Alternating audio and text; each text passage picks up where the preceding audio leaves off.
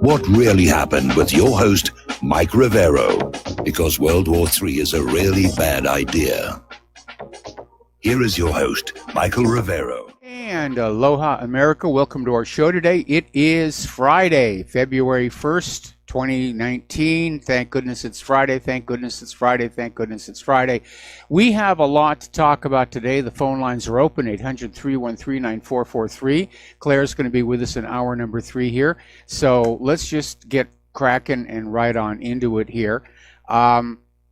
Looking over at the war zones here, the U.S. Army has come out with its report analyzing the war in Iraq.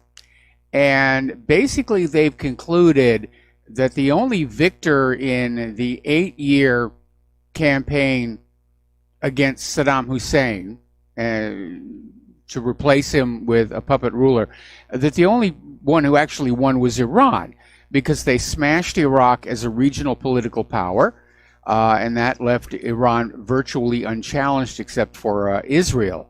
So it's a case of unintended consequences and not thinking these things all the way through. But of course, as you know, there is this huge push. Oh, we've got to go after Iran now. We've got to go after Iran. They're doing bad things. They're building stink bombs in their basements and so forth, and trying to get that going here. So, but that's the U.S. Army's opinion here. Getting on down to Venezuela, things are still hot down there. Nicolas Maduro actually videoed a message to the American people with subtitles. It's on the front page of whatreallyhappened.com, basically saying that we need to basically tell our government we're not really interested in yet another war, and I don't think we really are. You know, he's basically appealing to the American people to try and stop this thing before it goes any further. Yesterday, there was that CNN story about these Venezuelan army defectors. And I pointed out on the show, the patches on the uniforms were wrong, and that therefore CNN was engaging in more fakery. And so now we have the story that's coming out of Russia today, basically confirming the observation. They're saying these Venezuelan army defectors were not in the army. They were not defectors. They don't even live in Venezuela. They may be former Venezuelan military, but basically the patches on their uniforms were discontinued back in 2008. So these Venezuelan army defectors asking for U.S. weapons to overthrow Maduro, they're not who they say they are. And we probably shouldn't be giving them guns. But it's just more of CNN's fakery and hoax, and all the corporate media is on board. Oh yes, we've got to go into Venezuela now. We've got to go into Nicaragua. We've got to go into Cuba. It's about time we gave Cuba what for. It's been 60 years since the Bay of Pigs, and you know, by golly, you know, it's time for us to be avenged for our horrific defeat at the Bay of Pigs. And thus it goes. I mean, there's more and more talk about how Venezuela is just the beginning of a plan to remake Latin America, to kick out Russia and China, to turn South America back into a U.S. colony. Oh my goodness, it just goes on and on and on and on. Right now, the United States is mulling sanctions against Turkey over their trade with Venezuela.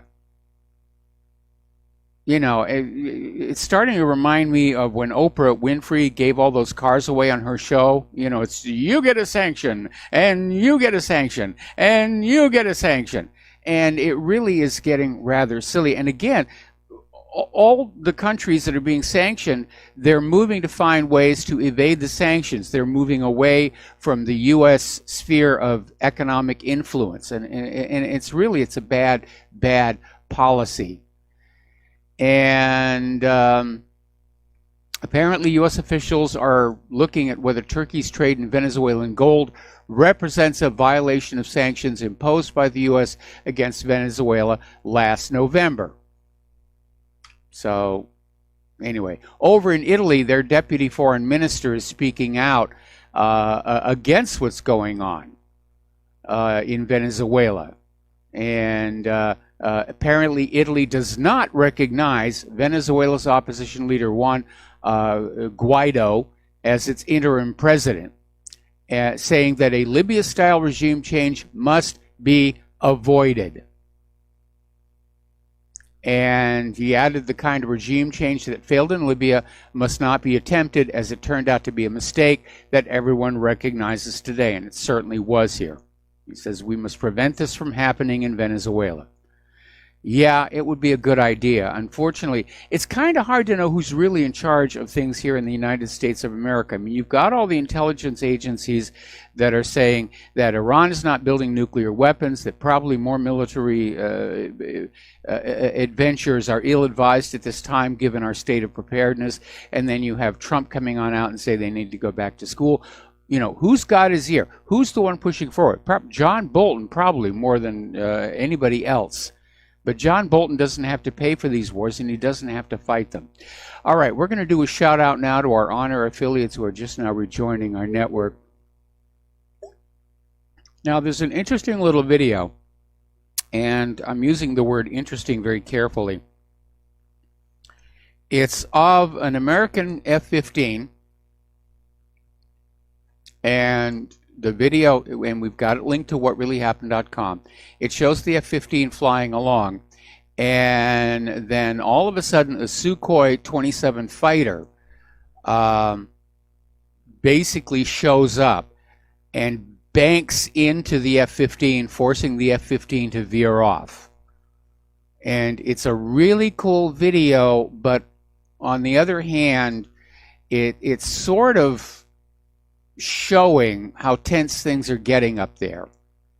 And I don't think it was a good idea for the Russians to do that.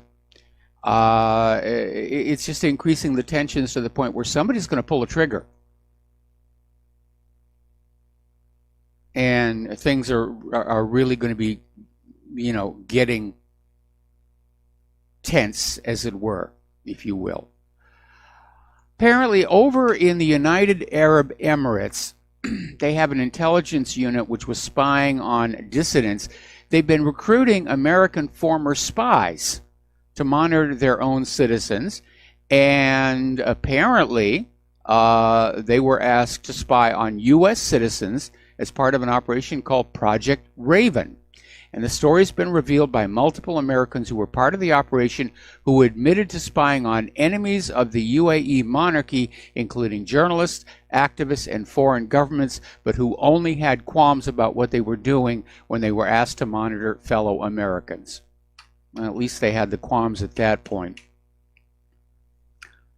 I have to wonder what kind of a mindset it takes to be a snitch, to be a spook, to spy on people here. All right, turning over to Venezuela again here. People are starting to really look at Elliott Abrams. Donald Trump has picked him to supposedly bring democracy to Venezuela. But Abrams has spent his life crushing democracies. He did it in El Salvador. This is his pattern. He doesn't bring democracy, he brings dictatorship and puppet rule. And that's what they want to do to Venezuela, and apparently Nicaragua, and apparently Cuba. And I can't see them going in and doing all three of those nations. First of all, we really don't have the resources. Second of all, at some point, Russia and China and the rest of the world are going to say, okay, this has gone on far enough. We're not going to go back to a world that is ruled by the United States of America militarily. We're going to be in another war here. Over in Syria, Hayat Tahrir al-Sham, formerly Jabhat al-Nusra, formerly blah, blah, blah, formerly blah, blah, blah, blah. They keep changing their name all over the place. They've blocked all the roads linking the Idlib de-escalation zone with the northern Aleppo countryside, including the Turkish-occupied area of Afrin. The two main blocked roads were Atme Dir Balut and Dir Saman al-Ghazawiya. Say that one 3 times fast. Therefore, the transportation of goods and other traffic are now under direct control of the group, which is charging funds for passage of its checkpoints. Now, the formal justification of the move is the alleged threat of ISIS infiltration, which Hayat Tahrir al-Sham seeks to prevent. On the other hand, the Hayat Tahrir al-Sham move undermines... All right. The Senate yesterday voted 68 to 23 to pass a resolution from Majority Leader Mitch McConnell expressing opposition to President Trump's plan to withdraw U.S. troops from Syria, describing it as basically precipitous, and also the plan to withdraw troops from Afghanistan. And says withdrawing the troops poses a serious risk. Now, this is a non-binding vote.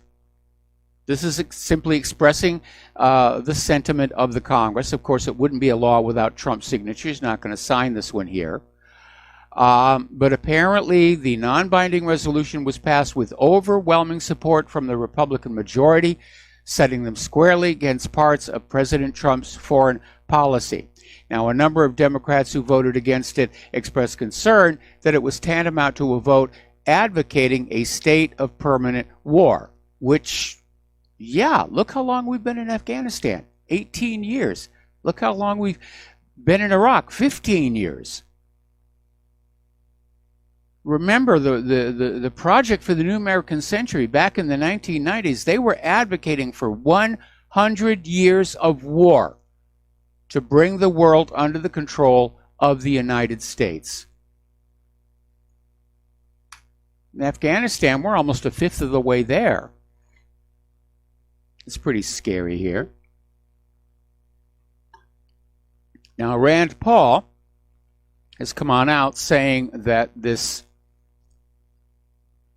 calling a withdrawal from Afghanistan and Syria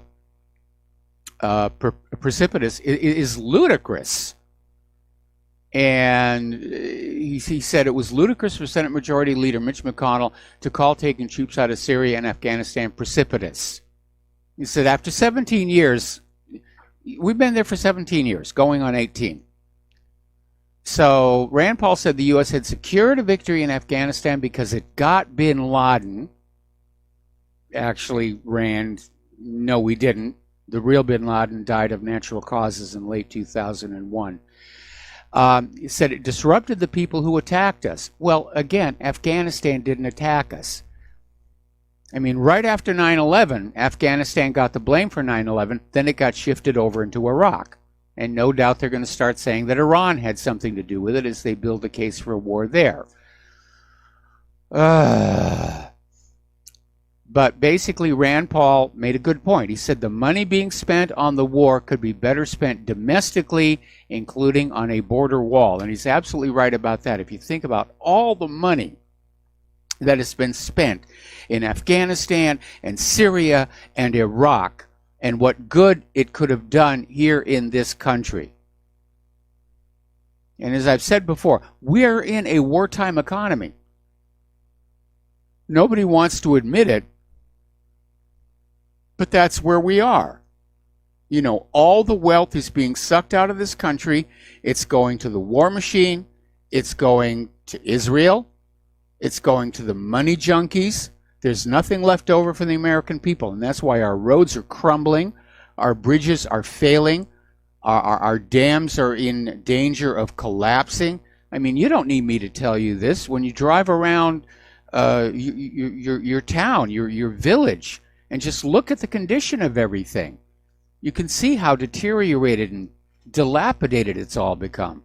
That's because all the money is going to bombs, bullets, and butter. Alrighty, Donald Trump could conceivably start moving nuclear missiles to Europe for the first time in 30 years this weekend. Now, the U.S. is threatening to pull out of the Intermediate Range Nuclear Forces Treaty. It is claiming that Russia is in violation. Russia says, no, they're not in violation. Come and look at the rocket. You know, we'll show you what we've got here. It's well within the treaty limits. But the U.S. is threatening to pull out of the treaty, which bans the long-range nuclear missiles and their deployment in Europe. And they're saying Trump has broken the 1987 agreement. Trump is also saying that the NATO allies are fully supporting the U.S. suspending the obligations under the INF. Oh, yes, NATO wants more nuclear missiles in Europe because, all those launching sites, they become targets in an actual nuclear exchange. Oh, yes, let's put up a nuclear missile here, right in the middle of town. Won't that be a really good thing? All right, let's take a phone call from Charles in St. Petersburg. Aloha, Charles. Welcome to the show. What's on your mind? Is this Michael? It should be. I'm wearing his underwear. Oh, yeah. You don't sound the same on my phone as you do on radio. I didn't know if you had guest host. Yeah, I just saw some article in the recent the truthseeker.co.uk from the Veterans Today, an article on this fellow Guaido, who's supposed to be the replacement to the head of Venezuela, Maduro, yes. Yeah, Maduro, yeah. It's an interesting thing. It was in Veterans Today that they're going deeper into, the forces behind, who Guaido is. They have a picture of him in a Masonic lodge, and there was the author. I don't know who the author was, but it's saying this is probably a infighting between the Jesuits and Freemasonry. No. This is right from the United States of America. I mean, they basically come on out and said they want to remake Latin America, and they're starting with Venezuela, Nicaragua, and Cuba. And they're looking at this Guaido. He's apparently been groomed. Some sources are saying he wasn't even born in Venezuela. So yeah, he's an outside actor. Well, they were saying, or in this article, that Guaido represents the old aristocracy, whereas what's his name? I can't think of his name. You were just saying his name is Venezuela. It represents the poor, wealthy, that have come into power. Okay. Let's say the fellows. I'm sorry, and it's the ins against the outs. I mean, all revolution is the outs against the ins. Families. Yeah. Well, yeah, I recognize the United. This is more warmongering. The part of it. It's complete 180 of what Trump was talking about, pulling out of NATO, getting out of Europe, getting out of all these. Now he's become the biggest warmonger you could ever imagine. I was for Trump to begin with. The Trump that was running for president, but now he's done a 180, and I totally agree with you're saying there. About the United States has no business, telling another country what government it can have. But anyway. Yeah. Well, yeah. I'm sure there's a lot of players involved here, as I've said many times before. Wars, assassinations, revolutions, they never happen for just one reason. They happen when you have a group which have their own agendas, but all of their agendas are solved by the same action. And have you seen the thing by the Corbett report about World War I? It was 3 videos they put out recently in the last month. No, I didn't. But Charles, listen, Charles, I'm going to have to put you on hold. Got to put you on hold. We've got to take a break for commercials. Don't hang up. I want to come back to you and hear about World War I. And aloha, America. Welcome back to our show here. We're still talking with Charles in St. Petersburg. And he mentioned the Corbett report came out with something about World War I. Yeah, how it came about, how the people, the Triple Entente was the alliance of before World War I of Britain with France and Russia, and I was not aware of this, but the people during the First World War, except for the elite in the Round Table, the Rhodes Milner secret group, knew nothing about the Triple Alliance. Lloyd George, who was later Prime Minister of England during the First World War, and Parliament knew nothing about it.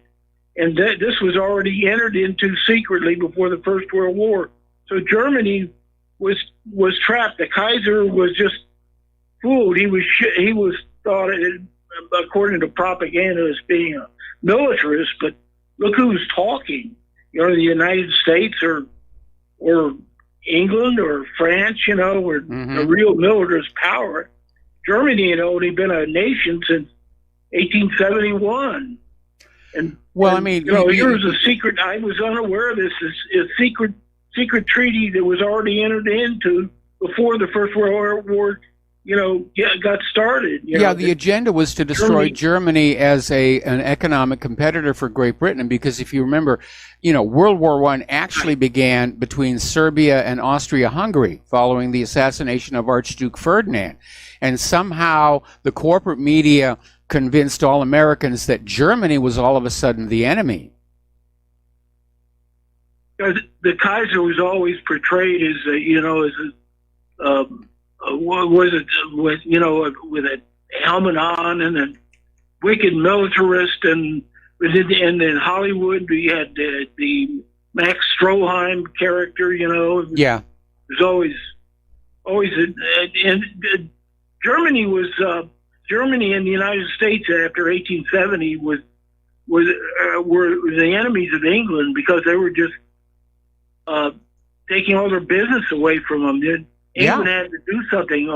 What England did is bring the United States ruling class into a partnership. They were kind of in a partnership anyway with the opium cartel, but bring them into the empire, and then set a trap for the Kaiser, who was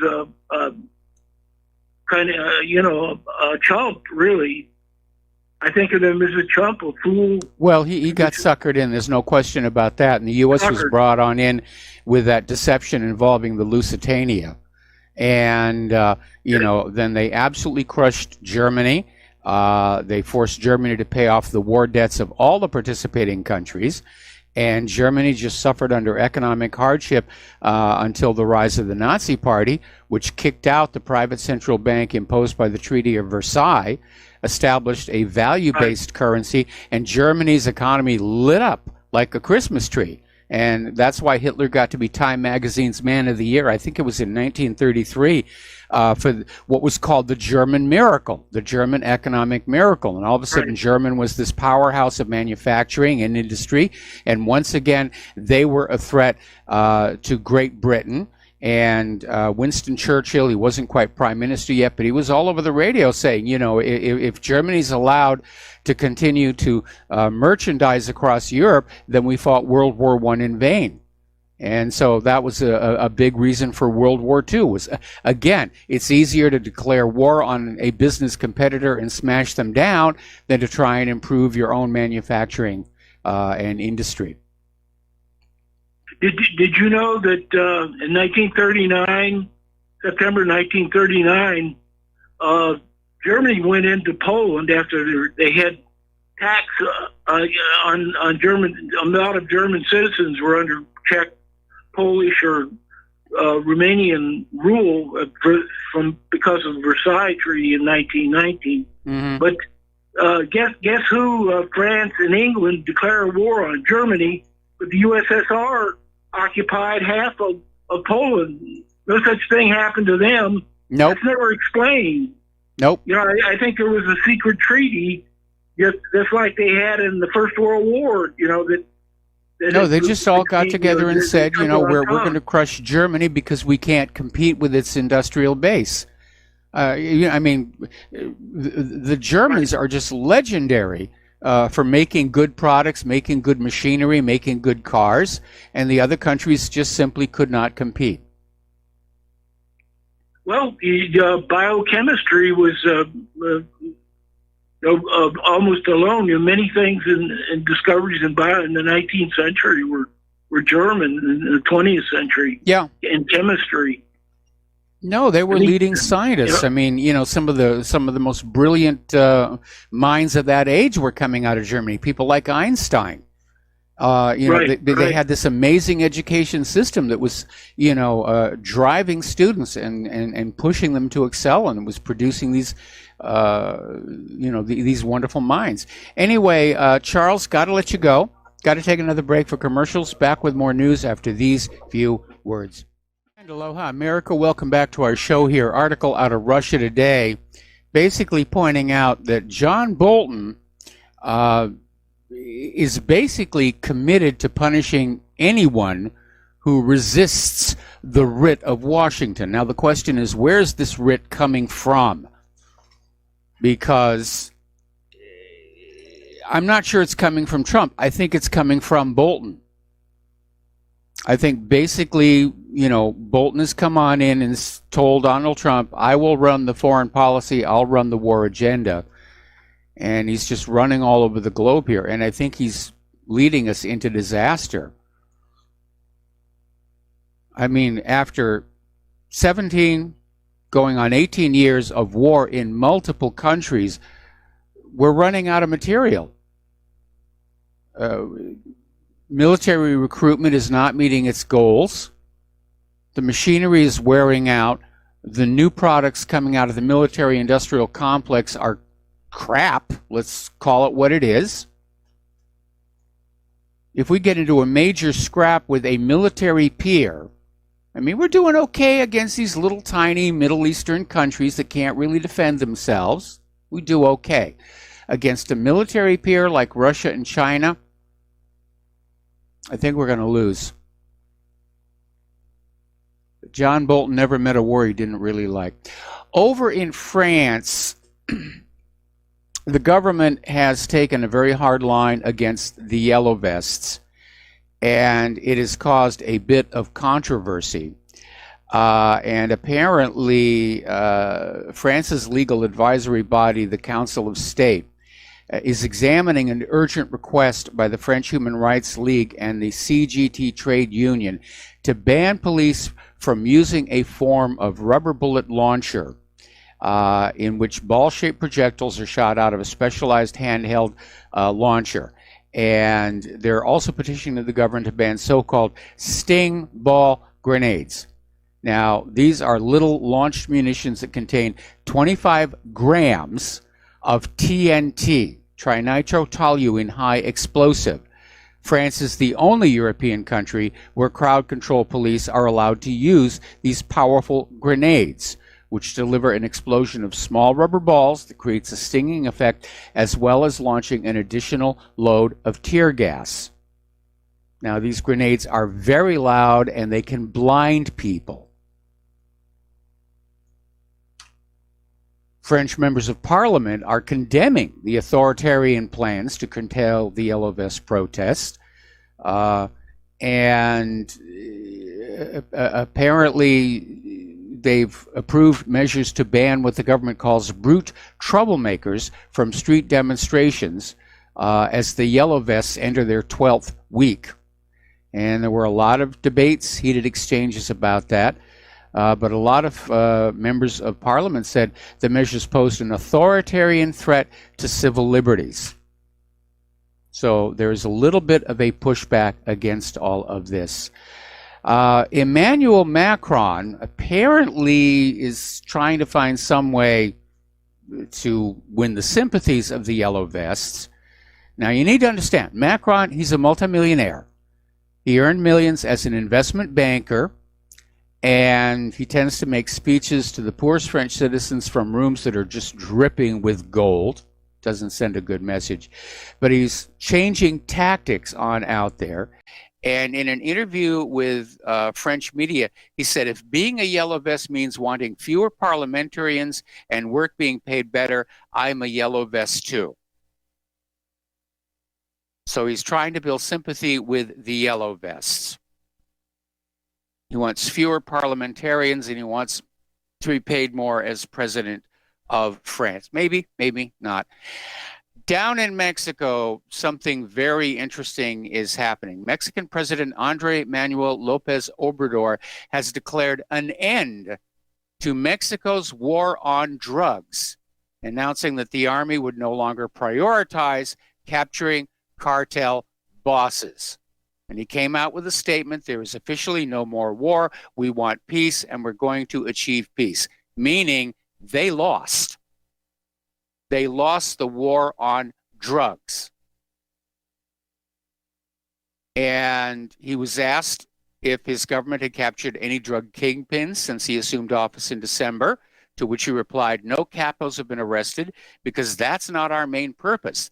The main purpose of the government is to guarantee public safety. What we want is security to reduce the daily number of homicides, which would be a good thing. I mean, right now, Tijuana's just got this insane homicide rate down there, which is tied up with the meth traffic down there. But to me, this sounds like a surrender, that the drug lords have won. They're now in control of Mexico. Coming soon to a city near you here. Okay, the other day we were talking about how Airbnb had decided to delist illegal Israeli settlements in the occupied Palestinian West Bank. And this declaration preempted a Human Rights Watch report on Airbnb and Booking.com. Booking.com had no comment. But basically, there's a new report out from Amnesty International about how Airbnb, Booking.com, Expedia, and TripAdvisor are all benefiting from the Israeli occupation in the West Bank, because the settlers will go on in there. They'll build these accommodations on stolen Palestinian land, which means they're not having to pay for it. And they're able to basically rent them out through Booking.com and Airbnb at a very low rate because they're not paying for the land. And that makes them attractive to tourists, and the tourists come on in and spend money. And the cycle just continues. But basically, all of these booking agencies, they're profiting from war crimes.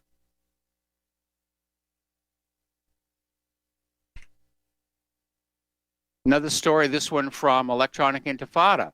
TripAdvisor among the firms profiting from Israeli war crimes.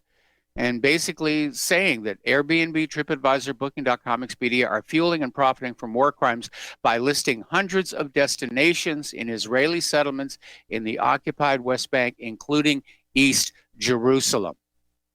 And pointing out that TripAdvisor is one of the world's biggest travel booking and recommendation websites. And that very often these listings fail to indicate that they're located in the illegal settlements. And Amnesty International is basically calling for these companies to stop doing business in or with the settlements. We'll see if that actually happens or not. All right. Israeli snipers have shot down 45 child Gaza protesters in the occupied Palestinian territories. In fact, 56 were killed in 2018, 45 of them in the Gaza Strip since March 30th. In the overwhelming majority of these cases, DCIP was able to confirm children did not present any imminent mortal threat of serious injury when killed by the Israeli forces. They were simply gunned down. And the report concludes that Israeli forces and officials are responsible for war crimes, crimes against humanity, and other serious violations of international law for the killing of Palestinian child protesters in Gaza. And you need to look at the way things are set up along that Gaza fence. I mean, the Gazans are on basically their side of the fence. They're carrying flags. The Israelis have basically fortifications 200 yards away. They're in these bulletproof fortification bunkers. They're in bunkers, and they shoot through the little windows at the Gazans using these what are called butterfly bullets. So it's impossible for the Gazans to present a physical threat, a threat of force against the Israelis. It's just not happening here. PCHR has issued their weekly report on Israeli human rights for this last week. Continuing with the systematic crimes, apparently 3 Palestinian civilians, including a boy and a girl, were killed by the Israeli forces and settlers in the West Bank. The girl was killed at a military checkpoint under the claim that she attempted to carry out a stabbing attack. And I remember reading that story, and the Israelis showed a photo, supposedly, of the knife that she carried that she was going to attack the troops with. It's just a kitchen knife. It's an ordinary kitchen knife here. 24 civilians, including a child, were wounded. Israeli forces continue to use excessive force against peaceful protesters in the Gaza Strip. A Palestinian civilian was killed while another succumbed to his wounds. 146 civilians, including 38 children, 4 women, a journalist, and 6 paramedics, were also wounded here. And apparently there was another issue where a Palestinian teenager sustained multiple fractures in his legs after being beaten up by Israeli soldiers near Jenin City in the northern West Bank. This is coming from the Palestinian Red Crescent Society. And PRC official Mohammed Saadi told WAFA 17-year-old Majdi Abu Ghali from Jenin was beaten severely by Israeli soldiers after he entered the site of the abandoned Israeli settlement of Ghanim east of Jenin. And apparently the teen was unaware of the Israeli soldiers who'd raided the evacuated settlement and was surprised by the soldiers who attacked and beat him for no reason. And the kid wound up being sent to the hospital. There is another report here. Israel is stealing resources in occupied Golan. Well, we know they've been stealing the oil and gas. They wanted to build a pipeline across Syria to send it to Europe. Syria said no for the obvious reason. That was one of the reasons for the war. But apparently now Israel has mounted a project to build a giant wind farm. And Syria, like so many other places that is looking at wind power, considers the wind to be a resource, and that Israel does not, in fact, have a right to build anything on the Golan, that it violates international law. And if you're hearing that siren in the background, this is the 1st of February. They always test our tsunami and our ballistic missile sirens at this time. So it's a little unsettling, especially after that goof we had earlier, well, last year, when they actually sent out the alert. There's a ballistic missile coming on and really freaked out a lot of people here. Okay. Story coming out of New York Books here, talking about the pro-Israel push to purge U.S. campus critics. And again, this is an attack on our First Amendment right to freedom of speech. And the article is saying there are signs we've reached a tipping point in U.S. public recognition of Israel's suppression. American Jewish population is saying this is not a good thing anymore. And we've got members of Congress are saying, which was what was once forbidden, maybe the U.S. should question its unqualified diplomatic and financial support for Israel. Yeah, it should. Members of Congress are saying, should we hold Israel to the same human rights scrutiny we apply to other nations around the globe? Yes, of course we should. No nation should be above international law.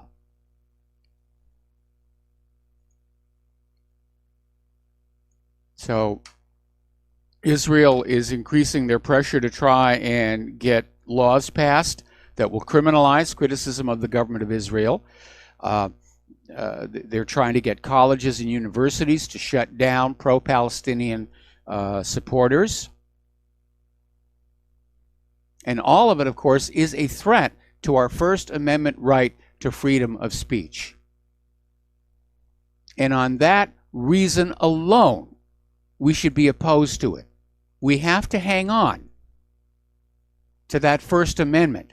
It is the most important amendment. It is absolutely the most important amendment. We have to hang on to it. All right, now the other day we were talking about how Israel had banned observers, international observers, from Hebron, and Fatah has come on out speculating that Israel is getting ready for a second massacre in Hebron, and that's why they've kicked out all the international observers, that they plan to seize the old city and the Ibrahimi Mosque and complete the colonial plan of the city. And the Palestinian Authority has succeeded in reviving the old city of Hebron by rebuilding houses and shops there and opening schools and institutions. Oh, it's looking really good. And let's see. All righty. Let me respond to this. Somebody's saying that YouTube is offline, at least up in Seattle here. All right, let's talk about Eurovision. This is becoming very, very controversial. First of all, when Israel won the Eurovision contest previously, there were accusations basically that the vote was rigged, that Israel had organized a huge number of people to go on in and vote in the Eurovision contest for the Israeli entertainer, as it were, in order to bring Eurovision to Israel the next year. And a lot of people are saying this was not right. There are some entertainment groups who are saying they're going to boycott Eurovision in Israel, both because of the accusations of election rigging and because of Israel's treatment of the Palestinians. Now, Israel is out there still claiming they're a light unto the nations. Well, it's a very, very bad light here. And this article, which appeared in Middle East Monitor, is saying that, yes, Israel's international standing continues to sink, and rightfully so. It should. Israel is behaving badly. Israel's government is behaving badly. And it's not anti-Semitism to say so. We're not talking about religion. We're not talking about ethnicity. We're not talking about somebody's historical traditions. We're talking about the actions of individuals in government. They are bad, and we have every right to call them out on it. We got to take a break for commercials, and we'll be right back. Aloha, America. Welcome back to the show. Now, as we reported yesterday, Donald Trump threw a bit of a tantrum with his intelligence chiefs, who were basically reporting to him that Iran does not appear to be doing anything along the path of creating nuclear weapons. And of course, that's not the narrative that Trump wanted to hear. Trump wants to hear that Iran is a threat. We've got to go to war against Iran. We've got to do all these bad things to it. But we really do need to ask the question, who is the real threat to world peace? And there's an article out of Global Research up in Canada pointing out, you know, Iran is non-nuclear. Israel is nuclear. They've got somewhere around 400 weapons of mass destruction. We're not really sure. Israel refuses to sign the Nuclear Non-Proliferation Treaty. They refuse IAEA inspections. The IAEA, of course, is all over Iran, and they're reporting Iran is still keeping to the terms of the P5+1 deal. Iran is playing by the rules. They're building nuclear power plants. Russia's building them, actually, for Iran. And Iran is allowed to have those because Iran has signed and ratified the Nuclear Non-Proliferation Treaty. So has the United States. And we need to remember that Israel is the one that is out there with these rogue nuclear weapons. And at one point, Israel tried to sell a nuclear weapon, or possibly more than one, to the former government of South Africa. When the former government of South Africa fell and the new government came in, these documents surfaced. So Israel is actually selling nuclear weapons to other countries around the world. And if they were selling them to South Africa, who knows who else bought one? We don't know. And we can't know. Israel is using the Nuclear Non-Proliferation Treaty to sort of create a market monopoly where they're the only ones out there selling nukes and they can charge whatever they want for them.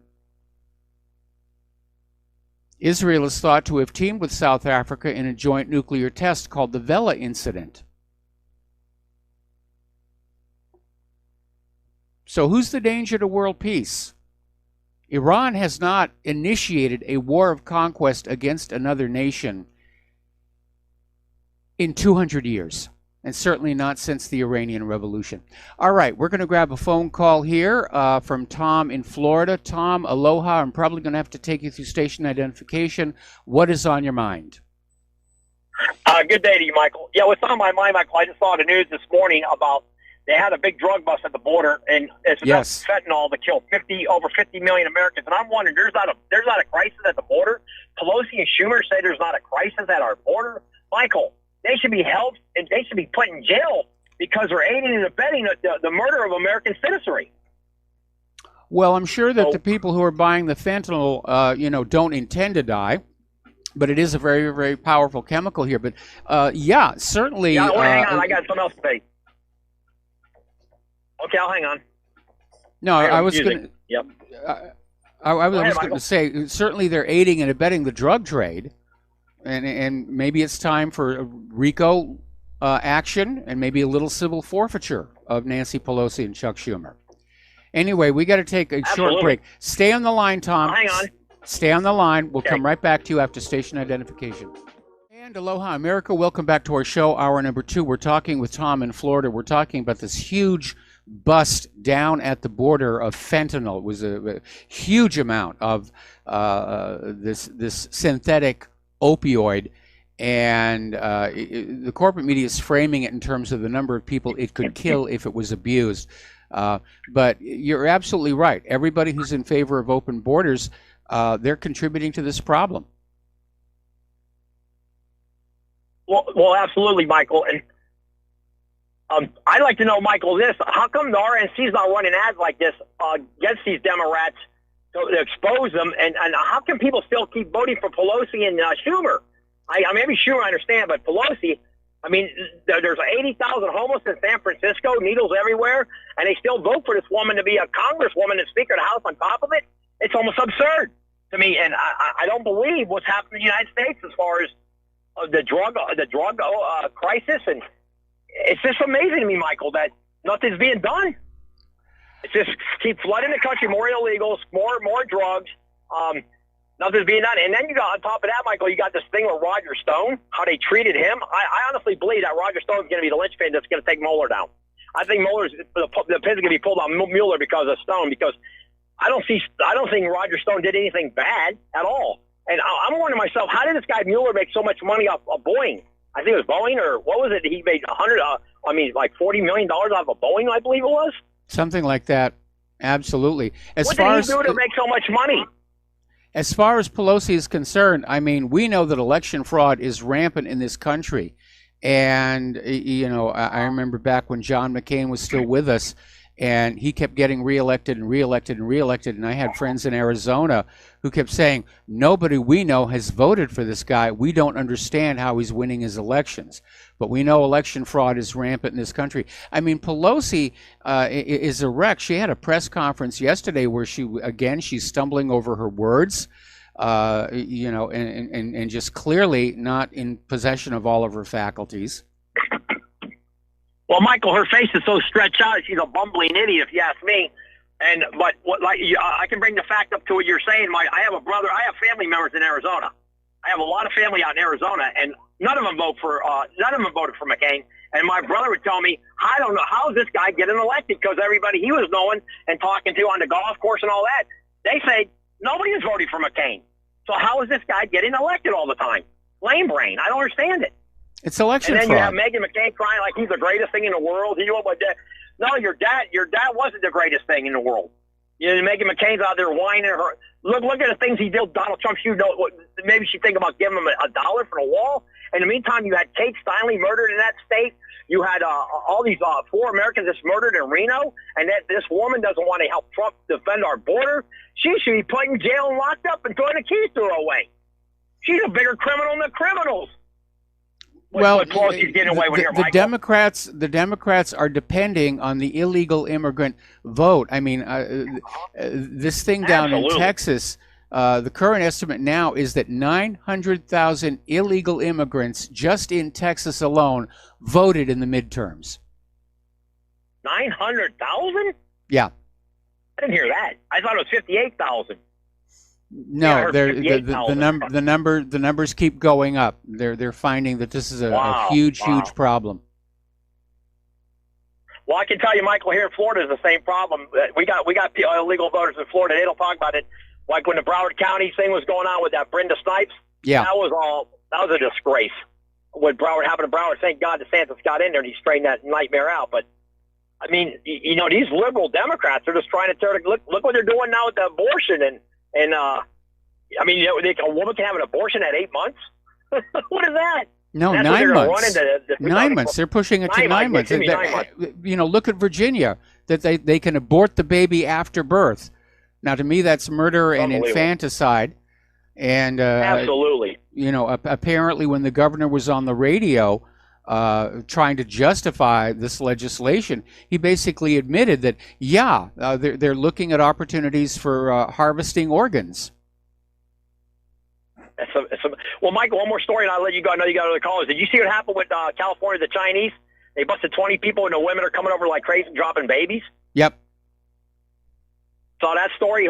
Well, I think it's a lot more than 20. It's more like maybe 20,000 could keep coming here every year having kids. And then why are they actually doing that? I forgot why they're doing that. They have the kids become citizens or something, and then they bring the whole chain migration in here or something? Well, because of the way the laws are currently written, if a baby is born in this country, it's automatically a U.S. citizen. And it needs to be changed. Yeah, that has to stop. And so all of these illegal immigrants, they're coming on over here. They pop out an anchor baby. That's what they call them. And then they say, we have to stay. My baby is a citizen of this country here, and I have to be here to take care of them. And it's a scam, and they've been using it. And the cost of medical care for all these illegals popping out these babies, I mean, that's being picked up by the taxpayer. That's way more than Trump wants for his wall. Yep, there you go. I mean, it's amazing. It's amazing what's happened. Well, Michael, the whole thing is what you said. They're trying to change the demographic of the United States, and that's the whole modus of operandi, to change the demographic of the nation at all costs. That's what they're so far left now. It's insane. Yes. These people are tweaked. It's terrible. It's terrible. But we'll see what happens with Trump. I think, Michael, on Tuesday night, he gives a speech. I think on Wednesday, when you wake up in the morning, he's going to declare emergency, and he's going to build that wall. He's going to use the military to build the wall Wednesday. Remember I told you Wednesday afternoon he's probably going to have a speech, build the wall. And you know what? Now that the Democrats, I would have given him DACA. I would have given him CACA. I would have given him nothing. No DACA, no CACA, nothing. Report them all. You're here illegally. You broke the law. The law's on the books, and we're going to take the same laws that Mexico has on their immigration when it comes in immigrating to Mexico. Try to go in Mexico and immigrate. See what happens to you. Yeah, absolutely. Try to sneak into Mexico. Yeah, you can't just walk across the border and get free stuff. You walk across the border without the permission of the Mexican government, you go to jail. A gulag. It's a gulag, Michael. They don't give you a real nice jails in Mexico. I can tell you that. I remember Greta Van Susteren went down there when the young guy had the guns or something. That guy was treated like garbage. I don't know if you remember that story. American was arrested, and she went down there to Van Susteren and helped him the young man get out of jail. You remember that case? I remember that case. Yeah. No, it's Mexican jails are not pleasant, but you know, jails and prisons aren't supposed to be pleasant. You're in them because you did something that society does not agree with here. But again, if you want to be totally fair, the United States should have the same border control and the same immigration laws as Mexico does. You go down to that southern border of Mexico and you look at that fence they have, that is really serious fence building. And by the way, if Trump gets the military to build that border wall, the military has enough money. They can build it all the way from San Diego to the Rio Grande, and that's what has to happen. They can't just build it in sections because the human smugglers will just, they'll just drive further and drive around to where the wall isn't there. And again, I want to go back to this law that was passed that funded 700 miles of border wall, of which only 33 miles was built. And I want to know, where did that money go, and who was responsible for saying we're going to stop here at 33 miles? Good point. Great point, Michael. And Michael, one more thing. Can you imagine if you go to Mexico and get arrested, you have to drink their water and eat their food? How would you be in prison after you drank their water and ate their food in Mexico? Well, it all depends on where you are, and you may wish you were dead. Well, I've been to Mexico a few times, and I didn't have a problem either with the water or the food. In fact, I thought the food was really good. I like good Mexican food. Well, maybe not. Maybe yeah, but not in the prisons. I don't think so. No, I imagine. Well, I've never been in a Mexican prison, so I really wouldn't know here. I was in more either, but I'm just saying. The resort kind of experience here. Okay. I understand. Yes, sir. Understand. All right. So thanks an awful lot. They have a great culture in a lot of ways, but in a lot of ways they don't. Thank you, Michael. Well, it's their culture, and the experience. Now, I will admit, going to and from Las Hadas, going through the middle of Guadalajara, that looked very rough. But the other experiences were very, very positive. Anyway, so we're going to do a shout out now to our on-air affiliates who are just now rejoining our network. The phone lines are empty. Alrighty. More and more bits of that new report on the F-35 are being leaked out. And you want to talk about a piece of junk. This latest leak is basically confirming what we reported yesterday, that the planes were designed for an 8,000 flight hour lifespan. In other words, it could stay in the air for 8,000 hours, not counting, runway time, refueling time, and so forth, but 8,000 hours, which when you consider what the cost of an F-35 is, that's a lot of money per hour. But unfortunately, they're saying, based on the planes they've got now, they'll be lucky to get to 2,100 hours. And worse than that, there is so much problems with maintenance and downtime. The F-35s are not hitting the target value of 60%. In other words, this plane, 60% of them are supposed to be available for actual mission operations. Not 100%, just 60%, just over half of them. And they didn't hit that. And worse, apparently the accuracy of its guns is unacceptable. And I've heard about the problems with the guns. Apparently the guns, the recoil is so powerful, it's actually distorting the frame of the aircraft. And by the way, the final software for the gun still isn't ready. It's not going to be ready till later this year. And to try and deal with some of these problems, they've actually put what's called a G-pod, a gun pod, on the centerline belly of the F-35, adding more weight, making it less maneuverable, less fast, because the internal cannon has got all these problems. It looks really cool, but it can be out-dog fought by 1970s vintage aircraft. The F-35 can be brought down by an F-15 or an F-16 if it gets into a dogfight. It's over-reliant on its high-tech, which is not working out very well. And it's a criticism I've had of some of the Navy's newer ships, where they don't bother with armor anymore, the way the old battle wagons used to have here. It's a lot of aluminum, a lot of thin skin, and they rely on the active defensive systems, which if they don't work, makes the ship very vulnerable. And I remember this story from a few years ago about how one of the Aegis-class ships was experimenting with a drone, and the pilot of the drone made a mistake and crashed it into the housing over the spy radar. And it crashed right through the housing and took out a $30 million computer. Anyway, so story coming out of the American Mirror, and this gets back to what I was saying with that caller about Nancy Pelosi. And they're saying, what's wrong with her? And they're saying Pelosi spoke to reporters for about 21 minutes, but there were all these strange moments. She botched words, suffered face spasms and brain freezes while she attacked President Trump's proposed border wall and his leadership during the recent partial government shutdown. And of course, she's still out there saying there will be no money for the wall. There will be no money for the wall, which, as Tom was pointing out, she's an accessory to the drug traffic that's coming across the border. Now, Speaker Pelosi also avoided any questions on Virginia Governor Ralph Northam's comments about the abortion law they're pushing in Virginia, which is kind of a mirror of the one that just got passed in New York. So Northam is advocating for late-term and post-birth abortion. And Pelosi refused to comment on what is turning out to be very controversial sentiments. There's been a lot of outrage about this. Now, Governor Northam himself used to be a doctor.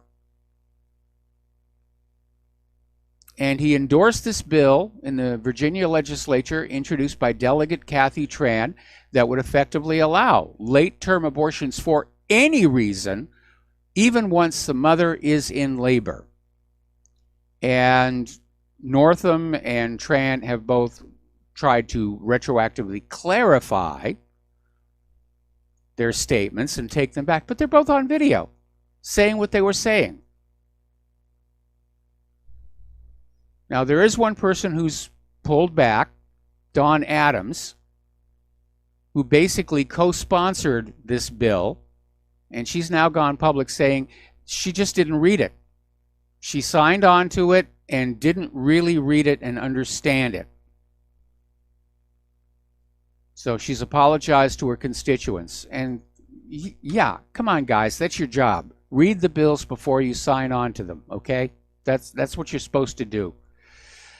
And again, Governor Northam, in that video interview that he did at the radio station, he actually came out and he said they'll keep the babies comfortable before organ harvesting. So that's what's in there. Are they going to encourage mothers to be factories for spare parts now?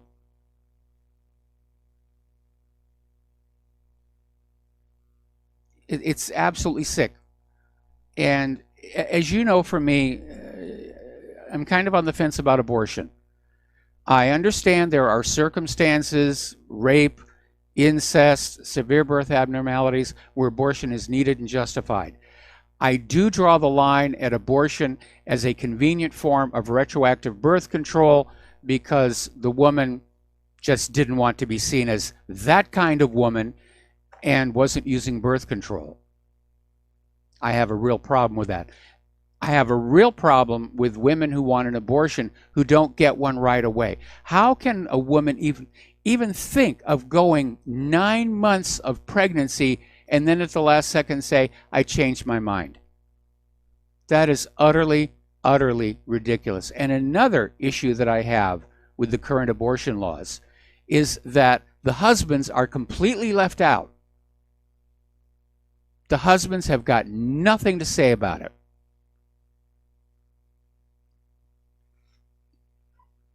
And I think that if a man and a woman get married and the man says he wants to have a family and the woman says, yes, I agree, we're going to have a family, that the man should have some input if the woman gets pregnant and she says, I'm going to have an abortion. Anyway. Alrighty. Okay, this is from Judicial Watch, and I misspoke earlier. It's 900,000 illegal immigrants nationwide voted in the midterms. And depending upon where they were put, that's enough to swing a lot of districts. And again, look what we saw in California. California, traditionally a red state, all of a sudden it got shifted blue because the illegal immigrants are being sent into districts that are just slightly red in order to shift them blue. And every single one of those illegal immigrant votes is a criminal action. And why is nobody doing anything about it? Why aren't the Republicans doing something about this? I mean, they're the ones who are getting cheated. Why isn't Trump doing something about this? We need a national voter ID law. It is not racist to demand an ID. You have to have an ID when you're driving a car. You have to have an ID when you're buying alcohol or tobacco. You have to have an ID for all kinds of stuff. Take out a library book, you have to have an ID. Why not have an ID for voting? Why in this one area is voter ID considered racist? We got to take a break for commercials. We'll be right back. And aloha, America. Welcome back to our show here. We're going to go back to the phones to Mark in North Carolina. Aloha, Mark. Welcome to the show. What's on your mind? Hey, Mike. Mike, you know, when I'm watching what's going on, like with these abortion laws in New York and what they're trying to, and that Kathy Tran there is, and the governor of Virginia is trying to pass in Virginia. And when I look at the Gestapo-like, it was the Gestapo-like raid there in Roger Stone there by the American SS called they're known as the FBI. I start wondering, did we really win World War II, or did the Nazis really win? Because, okay, maybe we don't have maybe all blonde-haired men are not in charge like the Nazis envisioned and all that, but their spirit seems to have survived and taken us over. I mean, you know, I've been watching this show on I got Apple TV now. I've been watching this show called Man in the High Castle. I'm fascinated by that. You know, have you seen it? No, not yet. Yeah, basically it's about if God forbid the Germans and the Japanese had won World War II and occupied the United States.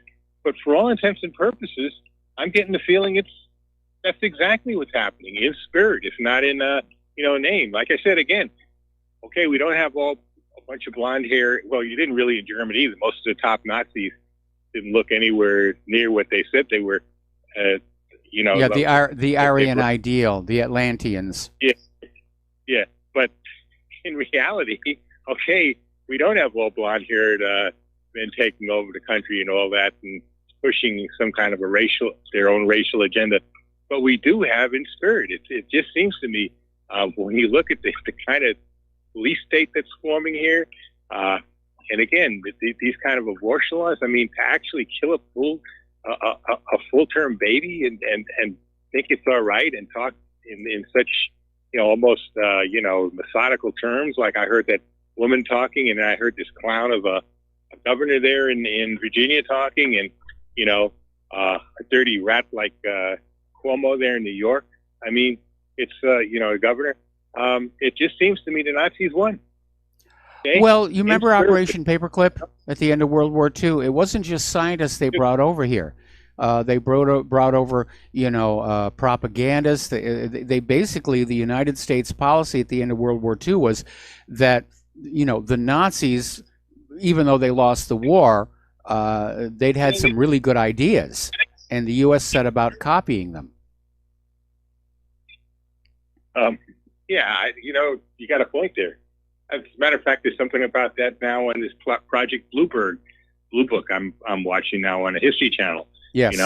Project Paperclip brought over. You're right. You definitely got a point there. I mean, experimenting on people is another thing they do. They've been doing.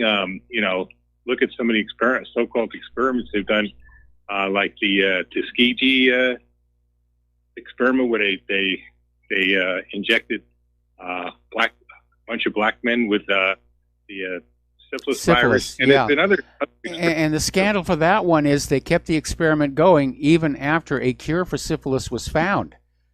And just let these guys suffer. And the U.S. government has a very long and dark record of allowing human experimentation, and it's actually written into the law that the U.S. government can conduct mass human experiments on the general population without informing them and without consent. Well, almost again like the spirit of the head doctor there. What's his name? In Mengele? Yeah, like his spirit also survived. I mean, it's crazy. I just don't know where we're going, Mike. I really don't. I love this country, but I'm telling you, I really hate more and more the people that are in charge of it. And I hate the corporate structure. I hate a lot of this stuff. I just hate where we're going, Mike. I don't know I don't know what can be done to reverse it. Maybe you have better ideas. We're going to have to let it crash. We're going to have to let it fall down, go boom. And what's going to happen then? You got such madmen in charge now. I'm afraid they might commit mass suicide and just start firing missiles all over the place, nuclear missils. Of course, well, you know, it didn't happen when the Soviet Union collapsed. You know, I mean, we have to look back at the formation of the Russian republics, or we can look back at the Romanian Revolution, and they got through that. You know, we got through our revolution more or less intact. We're just going to have to make sure that the people who messed up this country are no longer allowed to be in it, and we get some people to form a new government who are really representative of the American people, working people, people who know how to make things, manufacture things, and get, you know, and just stay away from this permanent ruling class of hereditary politicians and ultra wealthy. But, you know, the problem with that, Mike, is I'm not sure if, at least certainly at the end of the Soviet Union, whether they had the kind of madmen that in charge of them that we've got in charge of us. On top of that, you talk about Israel's, right? I understand they've got a plan. It's called Operation Masada or something like that, where they'll blow up the world. They'll start firing That's off the Samson option. That's the Samson option. Yeah. Okay, Mark, got to let you go. Got to take a break for commercials. Back with more phone calls after these few words. Aloha, America. Welcome back to our show here. We're going to go back to the phones to Jim in New York. Aloha, Jim. Welcome to the show. What's on your mind? Yes, sir. I'd just like to chime in and what drives me nuts about the immigration issue is that it's a bipartisan screw job. Because you got to remember the Small Business Administration corporations find it favorable to have these guys come in because it drives down wages. And who are they support obviously the Republican Party. So, it just, every time I hear that, it's just the Democrats. It drives me mad because they both, what it is that Democrats play the bad guy, and they play the good guy. But I hate to tell you, it's both parties. Well, again, this is what we get for not enforcing Title VIII, because everybody who hires an illegal immigrant is committing a crime. But who's enforcing these laws? Nobody.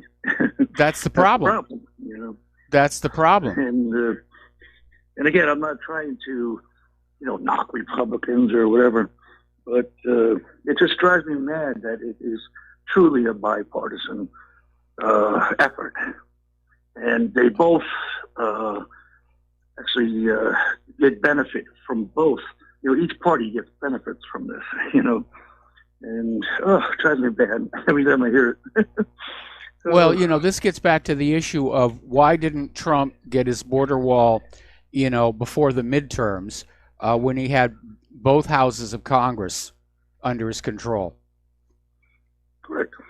So could it be the Small Business Administration and the corporations put the screws to them and said, listen, back off, brother. This is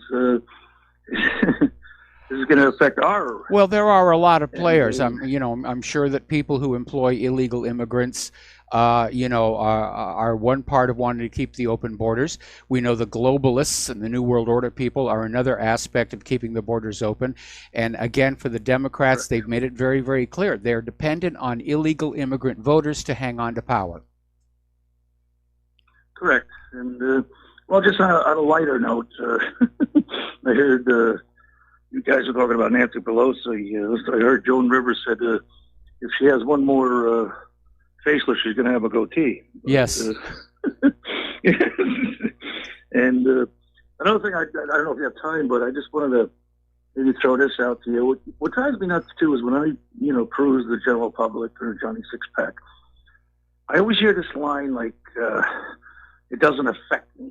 When I talk about, why corporations or, for example, why insurance companies are buying radar detectors to see if people have insurance, and I got nothing to hide.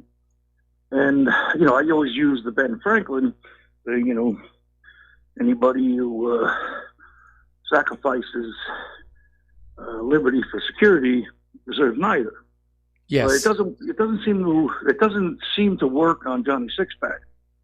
It works like when I talk to my local sheriff. It works if I talk to a fellow patriot, whatever. But I was always, very curious if someone could come up with a 2-line rebut to that would appeal to the general population. I know you're very quick-witted. You're very quick-witted. Well, I think one reply would be that you can ignore politics, but politics will not ignore you. Again, I think that's just it's too heavy. I'm trying to think of something that would grab them. And maybe put this out to your audience. Maybe they have something. When they, in their travels as well. And a quote, something that's not. People look at me like Ben Franklin. Was that some old fart from, whenever? They don't get that. You know what I mean? But well, that's a failure of our educational system. If you don't know who Ben Franklin is and all the things that he accomplished, I mean, really. I know. But like I said, I just had this conversation with someone who's historically illiterate or doesn't care. You know what I mean? Just throw that out there. And I know you're, like I said, you're a wordsmith. You're very quick-witted. I really, really enjoy your humor. Well, thank you.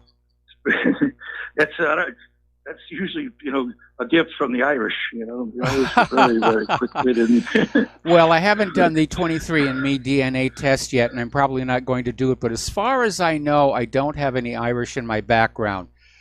It's at any Irish bar you would be accepted. Well, I don't know, maybe on the English side of the family, because I consider myself French, English, Sephardic with a little bit of Chinese and Huron in there. That's my awareness of my family tree. Claire's the Irish. Claire is the Irish in the family. Well, again, I truly enjoy your show, and maybe someone come up with a 2-liner that I have as a rebuttal to, it doesn't affect me. It drives me nuts when I hear that. Yeah, well, that's what the Germans were saying in 1944. Exactly. But you say that again if you're dealing with someone who's historically illiterate. Actually, that was more 1939, 1938. But someone who's historically, how do you convey this? I don't know. Well, yeah, it's breaking through to people who don't want to face up to what's going on here. Anyway, Jim, we're going to let you go here. Thank you very much for the phone call. And we're going to switch over to Philip in Virginia. Aloha, Philip. Welcome to the show. What's on your mind? Aloha, Mike. Before you went to break, after you came back from break with Mark, you asked a question about the problems with the voting system here. And because I listened to what really happened with Mike Rivero, I can answer that question. Because there's a agreement that they have between the Republicans and the Democrats that they have to both consent to any investigation into the voting irregularities and problems. You remember that? I remember that, but that's expired. That expired last year. That was the consent decree, and it was actually imposed only on the Republicans. And it was the result of a lawsuit from many, many years ago, and was one of the most absurd pieces of legal mumbo jumbo ever, because it basically gave the Democrats a license to steal elections, and the Republicans could not complain. But that expired this last year. I'd like to see them complaining. I'd like to see somebody complaining about the irregularities in the elections besides Tom Fitton. But it's like, and again, it's a bipartisan problem. Everybody's standing around there trying to keep the illusion going that we have fair and honest elections in this country. And we don't. We absolutely do not. Well, damn, I missed that broadcast then. Because that was an asinine rule to begin with. Why would anybody consent to something like that? It absolutely was. I got All a right, well, question Philip, for you real quick. Yeah, Philip, thanks an awful lot for the phone call. We're going to let you go. We're going to get on back to the news here. And going into 2020, Trump right now has a huge fundraising lead over the Democrats. Of course, there's a wide field of Democrats. I'm sure they're dividing up the campaign donations among them. But apparently, Donald Trump's 2020 presidential campaign has raised over $21 million just in the last 3 months of last year. So Trump has a huge head start over his Democratic challengers and presumably any Republican challengers that may show up during the primary, although the RNC has already given its endorsement to Donald Trump, saying he will be the candidate. So we'll see what's going to happen on that one. But apparently, Trump's campaign coffers right now total $129 million. It's a record amount for a sitting president at this point in the presidential election. Will this kind of money be sufficient to propel Trump into a second term? I don't know. Because, again, I think a lot of people are seeing Trump as a major disappointment. And I think he's going to have an uphill fight. Now, right now, the Democrats have not found a credible, if you will, challenger. And it's a wide field, so we don't know what the shakeout's going to be. The bad news, of course, is that Hillary's not ruling out stepping back in as well. And I'm sure the vote fraud will be twice as bad as it was back in 2016. All right, let's talk about the economic news here. Right now, 63 of America's largest 75 cities are completely broke. They're in debt, they're overspending. They can't pay their bills, and the total amount of unfunded debt among them is nearly $330 billion. Most of the debt is due to unfunded retiree benefits, such as pension and health care costs. That means that those who are depending on that money may not see any of it. And again, the reason the pensions are defunded goes all the way back to 2008 and the mortgage-backed security fraud, where the banks came up with these mortgage bundles. They were rated AAA by the rating agencies on Wall Street, which made it legal for pension funds to buy them. Then the whole fraud fell apart. The pensions got defunded. And that's why they're in trouble. Wall Street greed here. Russia and China are continuing to dump U.S. treasuries. And apparently the latest U.S. Treasury Department data shows that foreign investors slashed their holdings of American debt in November by $105 billion from a year earlier, down to $6.2 trillion. Now, China, which is the largest foreign holder of U.S. debt, slashed its holding for a sixth straight month in November. Beijing had $1.12 trillion in U.S. treasuries, down from $1.13 trillion in October. Now, I wonder where all this debt is going. Who's buying the debt? Right now, the United States does not look like a sure thing to me. It doesn't look like a good investment. It may be that the Federal Reserve is just creating money out of thin air and buying these treasury bonds back, which means this private central bank is going to wind up basically holding the pink slip on the government here. The European Union is now accusing 8 banks of rigging the European government bond markets.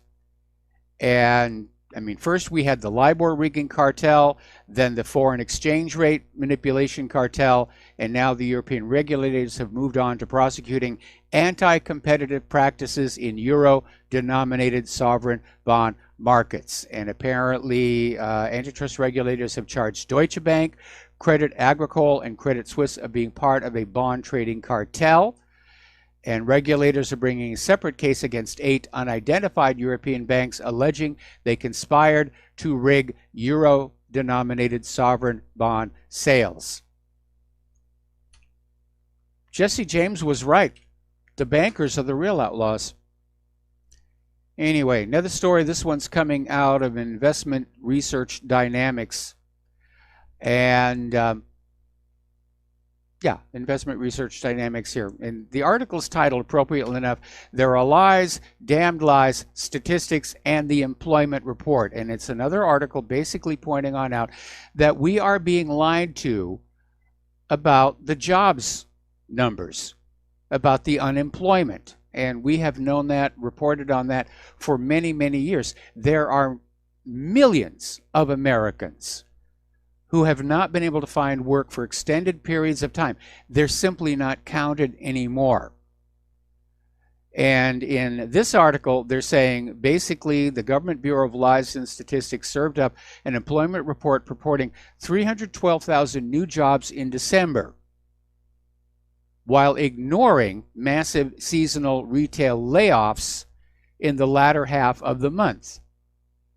So the Bureau of Labor Statistics counts those jobs when hired in October, but forgets to remove them when they're dismissed at the end of the holiday shopping season. And it was a horrible shopping season.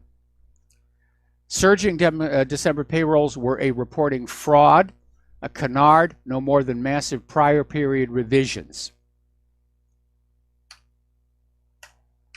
So you're being lied to again. You're being lied to. All right, getting on to immigration and the refugee situation. This is a real problem. Article out of National Review. Adult illegal immigrants are posing as children to enroll in high school. Now, these are adult illegal immigrants. They're posing as unaccompanied alien children. They're being allowed across the border, and they're enrolling at public high schools. Now, this article is specifically talking about a high school in Lynn, Massachusetts, as reported by National Review Online. And apparently, some of these people have gray hair and claiming they're 17 years old. They have no documentation. And Jamie Cerulli, the Lynn mayor's chief of staff, said, if my children went to the public schools, I'd be very uncomfortable with all of these unaccompanied minors that are placed in the 9th grade. Now, admission of all foreign students, illegal immigrants, refugees, and foreign nationals has increased by more than 500 students in this one high school since 2011. Last school year, nearly 250 students arrived from Guatemala, including 126 enrolled in the 9th grade. Now, you, the American taxpayer, are paying for all of this. And school resources are being stretched. The teachers, because they're spending time with these illegal immigrants, have less time to spend with the legal children who are supposed to be here. And this is another way where this out-of-control open border situation is harming our country. Got to take another break for commercials. We'll be right back after these few words. And aloha, America. Welcome back to our show here. Over in Great Britain, Nigel Farage is out there warning Britons are going to become even more angry with Brussels bureaucrats over their refusal to renegotiate the withdrawal agreement. And in an interview on Euronews, Farage described the arrogance, intransigence, no shift and no give from Brussels at all, which has certainly been very evident during the negotiation phase. And of course, they were dealing with Theresa May, whose agenda was to basically give them everything that they want. And so Jean-Claude Juncker has made it very clear there will be no renegotiation. So it looks right now that Britain is aiming at a hard Brexit. And the doom and gloomers are out there saying, oh, there's going to be mass starvation, there's going to be rioting in the streets, there's going to be panic. I don't think so. I don't think so. I don't think so at all. And again, I want to remind everybody that Donald Trump, at least back when he was campaigning, said that when Britain actually exits the European Union, there will be an immediate trade agreement with the United States. So there's not going to be that much of a disruption in terms of goods getting into the stores over in Great Britain. But Farage is right. I think the British people are getting very angry over how long this process has taken. They're getting angry at Brussels' continuing demands for divorce payments and various other concessions. And I think they're also getting very angry with Theresa May and their own government over the fact that so much of their own government seems determined to undo Brexit. And we're hearing daily, again, calls for a second referendum. You know, we're going to keep holding elections until we get the result that we want. All righty.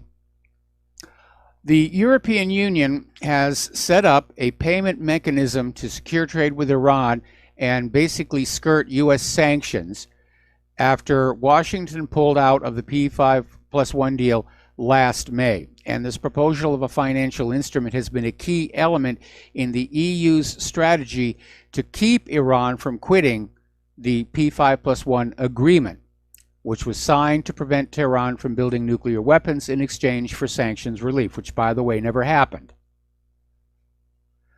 Now, this new institution named INSTEX, Instrument in Support of Trade Exchanges, will allow trade between the EU and Iran without relying on direct financial transactions involving the US dollar.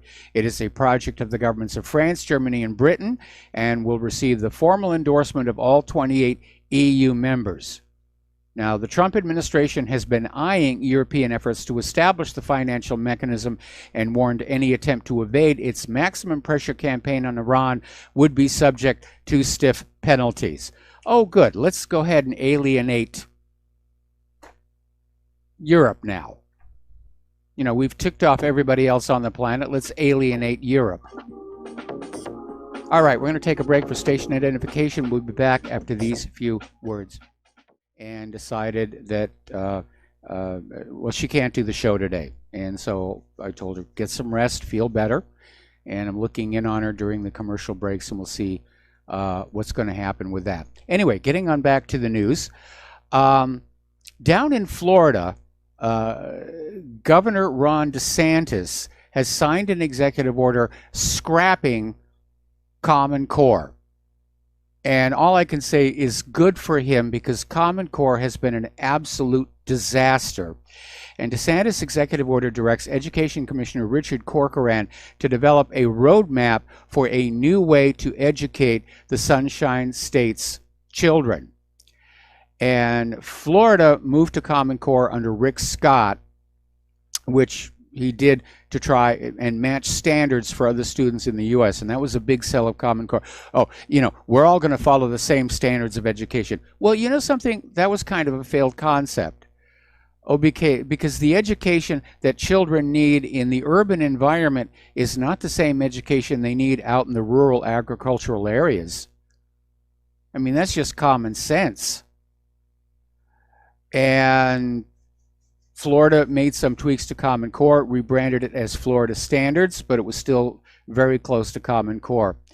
And critics of Common Core, including Tea Party groups, said it would take away local control and dumb down schools, which, yeah, that's always been a big issue. Who gets to control the curriculum at the school? The local community, you know, or the government? And a lot of parents found the curriculum confusing, especially some of the math.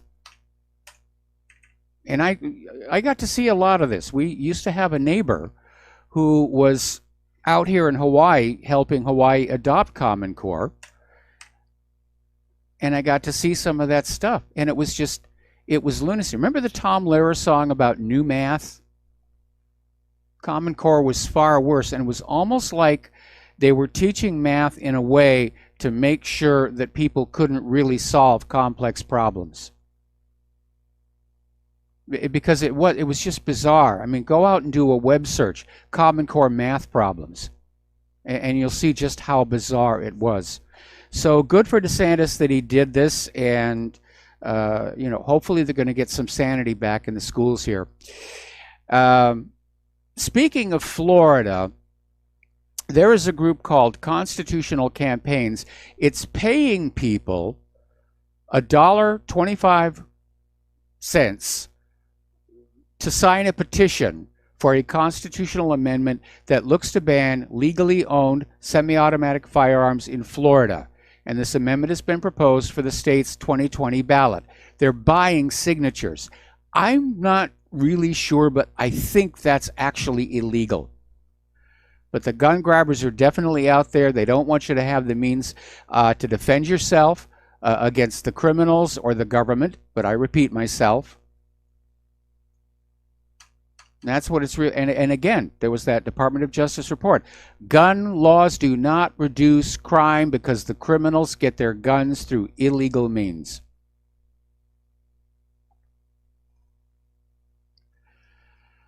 Okay, Google has removed its audience research app ScreenWise Meter from Apple's program for enterprise customers to test iOS apps internally after Apple yesterday revoked Facebook's certificate over a similar research app that violated the program's policies. And by the way, in revoking that certificate, it inadvertently shut down all of the iPhone apps, iOS apps at Facebook, which led to a great deal of controversy. Now, the Facebook chief operating officer, Sheryl Sandberg, is out there trying to do damage control and claiming that teenagers consented to this creepy app that snooped on their phones. And apparently the consent was basically these kids as young as 13 were being paid to supply data and have all their phone activity monitored. That is creepy. And if I were a parent, I would be very upset. All right, we've got some callers waiting on the line. Dustin in New Jersey. Aloha, Dustin. Welcome to the show. What's on your mind? Hey, Mike, yesterday when that guy called about how he's like the government's your friend, yeah, against fascism. And then that caller, 2 callers later, was like, the Jews are responsible. That was a setup. There was like a divide and conquer going on there. They did feel like shills. They really did feel like, they were trying to get in here and junk up the show. Yeah, the government's your friend. That's why it outsourced your jobs, bailed out Wall Street and the bankers and the little people to bill, arms terrorists, overthrows governments, death squads in El Salvador. I mean, yeah, but it's your friend. Yeah, definitely shills, man.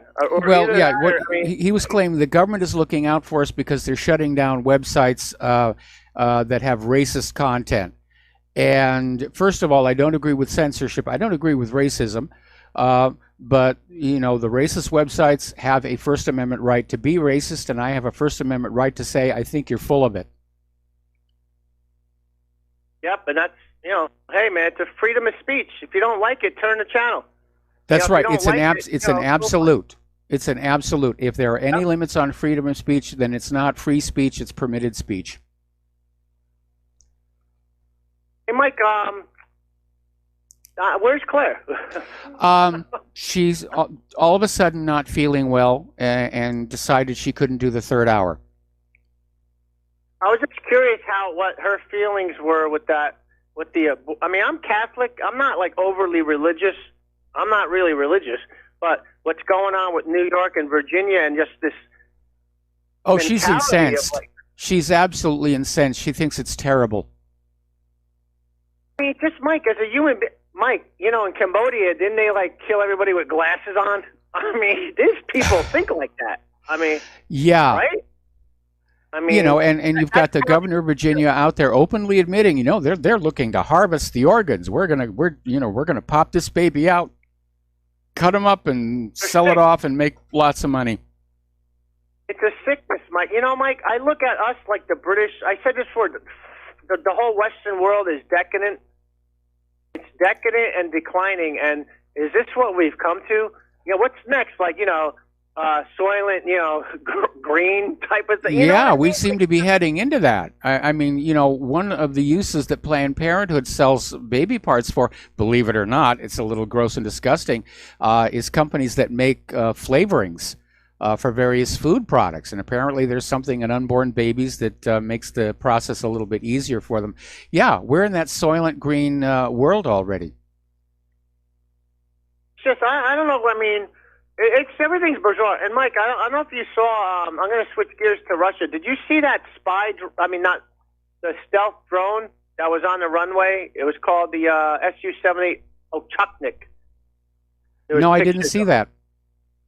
Yeah, if you look up Su-70 stealth drone, Russia, check the pictures out. It looks like a better version of the one that the Iranians or the Russians hacked and landed in Iran, but looks like it has a better engine on it, actually. So must be. I think they're testing the landing gear on it. So, but it must be a stealth combat drone. Looked pretty mean looking. Pretty nice looking kit, you know. Okay, but, well, like on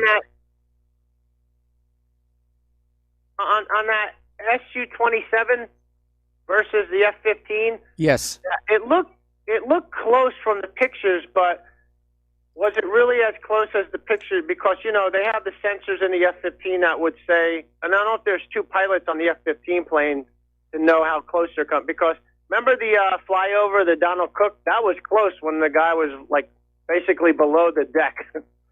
That was a very close flyover. I don't know how close the Sukhoi was to the F-15 because, you know, without knowing the focal length of the lens that was taking the picture, but it was obviously close enough where the F-15 pilot felt he had to veer off. And the last words, I'll take the Su-27 over the F-15 because the Su-27 is a superior plane. Oh, it's a newer aircraft. It's much more modern. And, you know, the U.S. is trying to basically keep the F-15s and F-16s in service until they can get the F-35 bugs worked out. So there have been a lot of upgrades to it, but they're still 70s vintage aircraft. They're not stealthy. You know, I mean, the F-15s right now, they're grounded about half the time because of all of the maintenance problems. And, Mike, I don't know if I still have time left, but the F-35, remember the one of the designers for the F-16, the A-10 says the MiG-21 would destroy the F-35 because of the wings are too small because this plane was made as a multi-role fighter. It wasn't supposed to be a multi-role fighter. It wasn't supposed to have VTOL capabilities. So that had to make the center fuselage bigger, right? Yes. That makes it, you know, that's not really a great aircraft. It needs air support, really, right? I mean, well, you know, they're trying to do too many things with this one platform instead of designing and building, you know, task-specific aircraft, which is where you get the best performance, whether it's an F-15, F-16. The A-10 is a good example of a task-specific aircraft that did a wonderful job. But yeah, the F-35, they tried to make it all things to all people, and basically they junked it up. It's too heavy. It's underpowered. It still can't fly in the rain or near thunderstorms. Now we're finding out the onboard cannon is inaccurate. The whiz-bang tech still doesn't work. And now they're saying it's only going to last about a quarter of expected lifetime. And there's one of parts are made in every state. There's one part. I mean, it's like a jigsaw puzzle. It's the stupidest thing to design. Like for every state to get a piece of the action, but there was reports where the people were saying like they have to redo some of the parts to make them fit. You know, I mean, it's just it's just a money pit. That's what it is. Yeah, that's Mike. exactly what it is. And that's how military contracts are handled. They're apportioned out to states whose senators and representatives will support the military-industrial complex. And you're absolutely right. There can be a major problem when fabrication is spread over such a wide area and nobody's keeping watch. There can be mistakes. And, you know, they get to final assembly and all of a sudden they're finding things really don't fit. And remember, you said that movie, I saw the movie with Kelsey Grammer. It was more of a comedy, but it showed how the M1 Bradley fighting vehicle was changed, and they wanted to add a turret and this or that. And that shows you, even though it's a comedy, what it's like, what they want, you know? Hi, Mike. Well, have a good It's based on a book. I mean, it was actually written by a guy who was involved in the development of the Bradley infantry fighting vehicle, and the book was called The Pentagon Wars, and Richard Benjamin directed the movie. And if you haven't seen it, you should. And yes, it's a comedy, but it's a very good look at what goes on inside the military procurement process, because this stuff all happened that they depict in the movie. All right, we're going to do a shout out now to our on-air affiliates who are just now rejoining the network. And we're going to switch over to Art off the grid. Aloha, Art. Welcome to the show. What's on your mind? Hey, Mike, I was on the phone for part of your discussion there, so I missed a lot of it up until the point where you said something about, what was it? It sounded like the same video that I had listened to earlier with Dinesh D'Souza and some guy trying to challenge him that people on the left are more moral or something, and I'm like, are you serious? And that's what I thought about when you had made the comment. Okay. But, I was thinking two different things. Just a quick one on that, the whole thing with the abortions about keeping the baby comfy until organ harvesting. Somebody had asked me a couple days ago why they would do that, and I had to educate them about how, in order for the surgeons to harvest organs, the donor must be alive when the organ is removed, and they kind of like, what? Yes. So they're going to rescind their organ donor status. So people need to keep that in mind. That's why they want to be able to do this. Yes. Because they know there's a lot of money in this. But the main reason I called in was, it's amazing how if you just let the left go, they will at some point tell you the truth. And I was listening to a radio interview of what's her name, Alexandria Ocasio-Cortez. Yes. And she starts out talking about people just don't seem to be able to make the connection how you could be poor and benefit from the color of your skin. Hint, hint. Okay. Yeah. I'll let your mind go wherever it wants to go with that one. It was also an opportunity for her to actually expose minority privilege, and she did that so well without actually calling it what it is.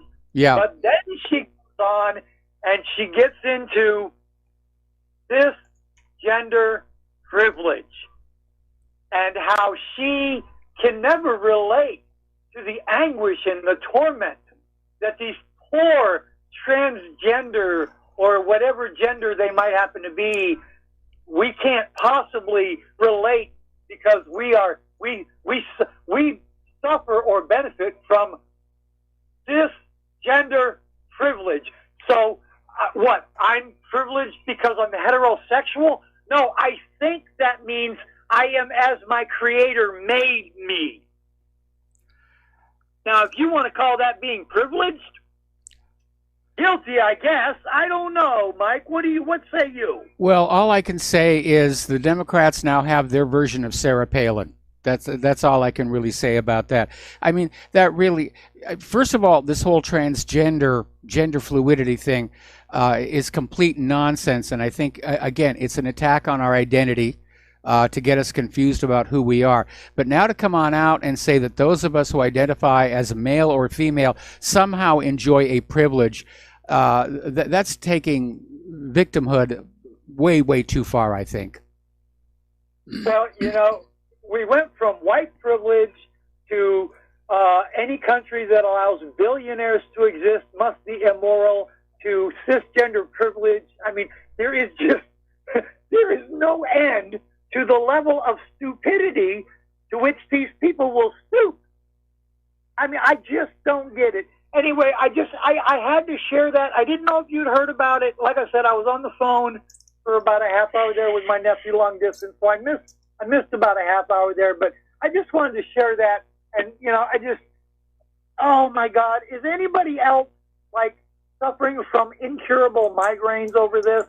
Anyway, thanks, Mike. Have a great one, man. All right, thanks an awful lot, and we're going to let you go here and switch over to Al in Canada. Aloha, Al. Welcome to the show. What's on your mind?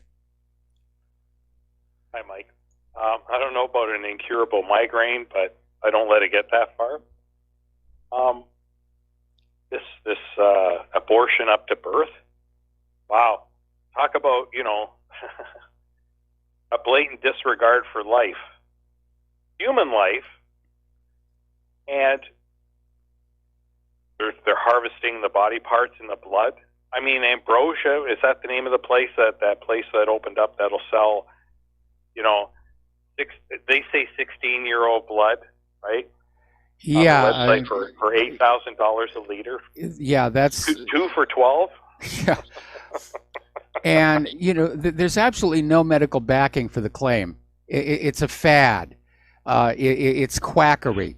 Ridiculous. It is really ridiculous. And my question is, what are they planning on doing with these organs harvested from these just born babies? I mean, they're going to be very small. Are they planning transplants into other just born babies of the wealthy? Or are they going to be used again for research the way Planned Parenthood does it? But again, you need to understand the people who are behind all of this thinking, they don't see unborn babies or just born babies as human beings. In fact, if you'll remember this story I found yesterday, where there was actually a student at Tennessee University advocating for abortion out to 2 years, saying that they're not really sentient until 2 years. Al, stay on the line. I'm going to come back to you after the commercial break. A similar proposed law in Virginia, which would allow for the killing of a baby after birth, if that's what the mother and the doctor agree should be done. And this may be a tempest in a teapot, simply because the more I think about it, I can't imagine a woman who wants an abortion not having one as early as possible. And I can't imagine a woman who's going to carry a baby for 9 months and deal with all the physical hardship that's going to entail, and then at the last minute say, I've changed my mind. So I don't know how many women are going to take advantage of this law, but it is an outrageous thing, and it does reveal much about the liberal Democrats' agenda. Al, do you have something to add? Yeah, I think at the end of that rainbow you just described is a paycheck. Could very well be. Could very well be. We know that women will carry. What is research? Yeah, I mean, we know that there are surrogate mothers who, for a paycheck, will carry a child to term, and this may be a whole new business where they're going to literally have women. They're going to pay women to carry a baby to term, and then basically take it and kill it for the internal organs. Yes. Look at Japan, and what they did, what they are doing with the whaling industry, even dolphins. I mean, everyone's seen the Cove by now, I would imagine. It's been out for like 11 or 12 years. And they did this under the flag of research, right? And they're poisoning their own citizens with mercury because, well, the toxins we put in, and it's not ending, like it's not stopping really, it's slowing down a little. It needs to stop. Yes. And this is the real problem of the modern world. It's not global warming. It's not all these social disorders. It's the simple fact that we've been pumping all this pollution into our waterways and ultimately out into the ocean for so long now. It's starting to come back and bite us in the rear end. You're absolutely right. You're absolutely right. I mean, at this point, because of the problems with Fukushima, Claire and I have stopped eating seafood. We don't know that we can trust the seafood taken out of our local waters. Mike, that's your local waters. You can still buy in North America seafood that is actually labeled coming from Vietnam, like right off the coast. Yes. In that area. There are waterways, and oh my goodness. Mike, what are they doing with the cooling water now? They're How is just that dumping being it in the dealt with? ocean. They've run out of room to keep it. The water treatment plant never worked. The ice wall didn't work. If you go to Google Earth and you look at the Fukushima power plant and you use that little time slider, you're going to be able to see how it's just piled up and piled up and piled up, and now they've got no place to put it. And so Japan has And just it's still started melting dumping it in down. the ocean. And the problem with that, of course, is it's going to contaminate the sea life there. And a fish that's contaminated off the coast of Fukushima is just as contaminated off the coast of Oahu or off the coast of San Diego. And that is the real problem. And researchers have gone into the Fukushima area and documented there are mutations taking place among the plant life. I don't know that anybody's gone to take a look at whether the sea life is mutating. It's the world's worst nuclear disaster. There's nothing they can do about it, so nobody talks about it anymore. Exactly. It has seemed to have fallen off the radar. It's forgotten, but it's still ongoing. There Yes. is a nuclear meltdown ×3 happening right before our eyes, and we're not being informed about it. We're not told about it. Out of sight, out of mind. Things don't happen that way on this kind of global scale that we're talking about. And they're going on about this polar vortex, Mike, the northern jet stream, the Arctic jet stream, right? Yeah. It's a polar vortex.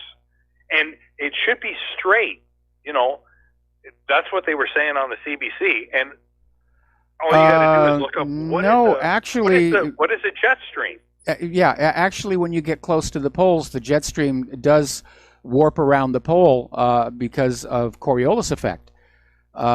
Basically, they're using the phrase polar vortex. They're looking for an excuse why things are getting cold. At the same time, they continue to tell us that humans are warming the planet. And so that's where that polar... Exactly. But there's always been a polar vortex, and there's an Antarctic vortex. It is part of the weather systems up there. Exactly. It's the northern jet streams. Yes. On either side, but they never mention, here's another thing, Mike, they never mention the simple fact that how far away the North Pole has gone now. True north. You're talking about the magnetic Earth, pole. Yeah, it's really shifting around. Yes. Anyway, Al, We're got to take a wobbling. break for commercials. Sorry to let you go, but Thanks, we'll be Mike. back with Thanks, another Mike. phone call after these few words. And aloha, America. Welcome back to our show. We're going to go back to the phones here to Steve in Florida. Aloha, Steve. Welcome to the show. What's on your mind? Hello, Mike. Well, I have a little bit of a problem with you and Dustin, complaining about Trump.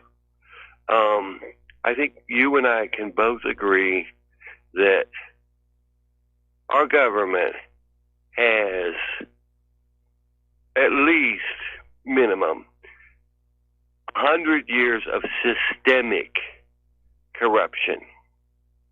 All these sweet deals going back and forth and so forth.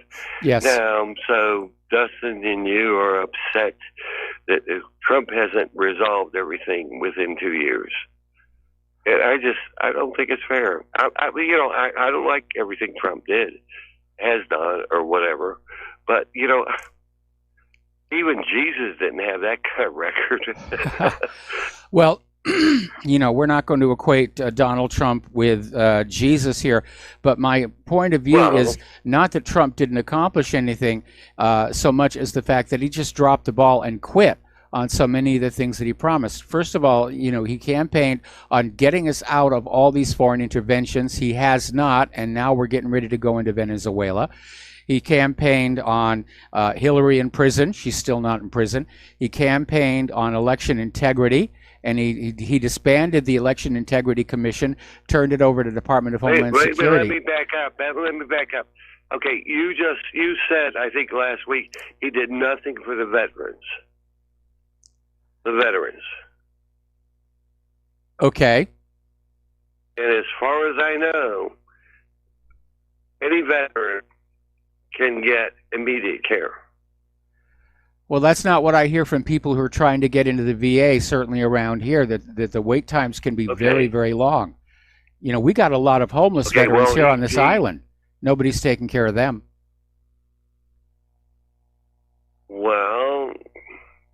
I mean, nobody knows for sure, like, what's fact and what's fiction. But, I mean, let's back up here.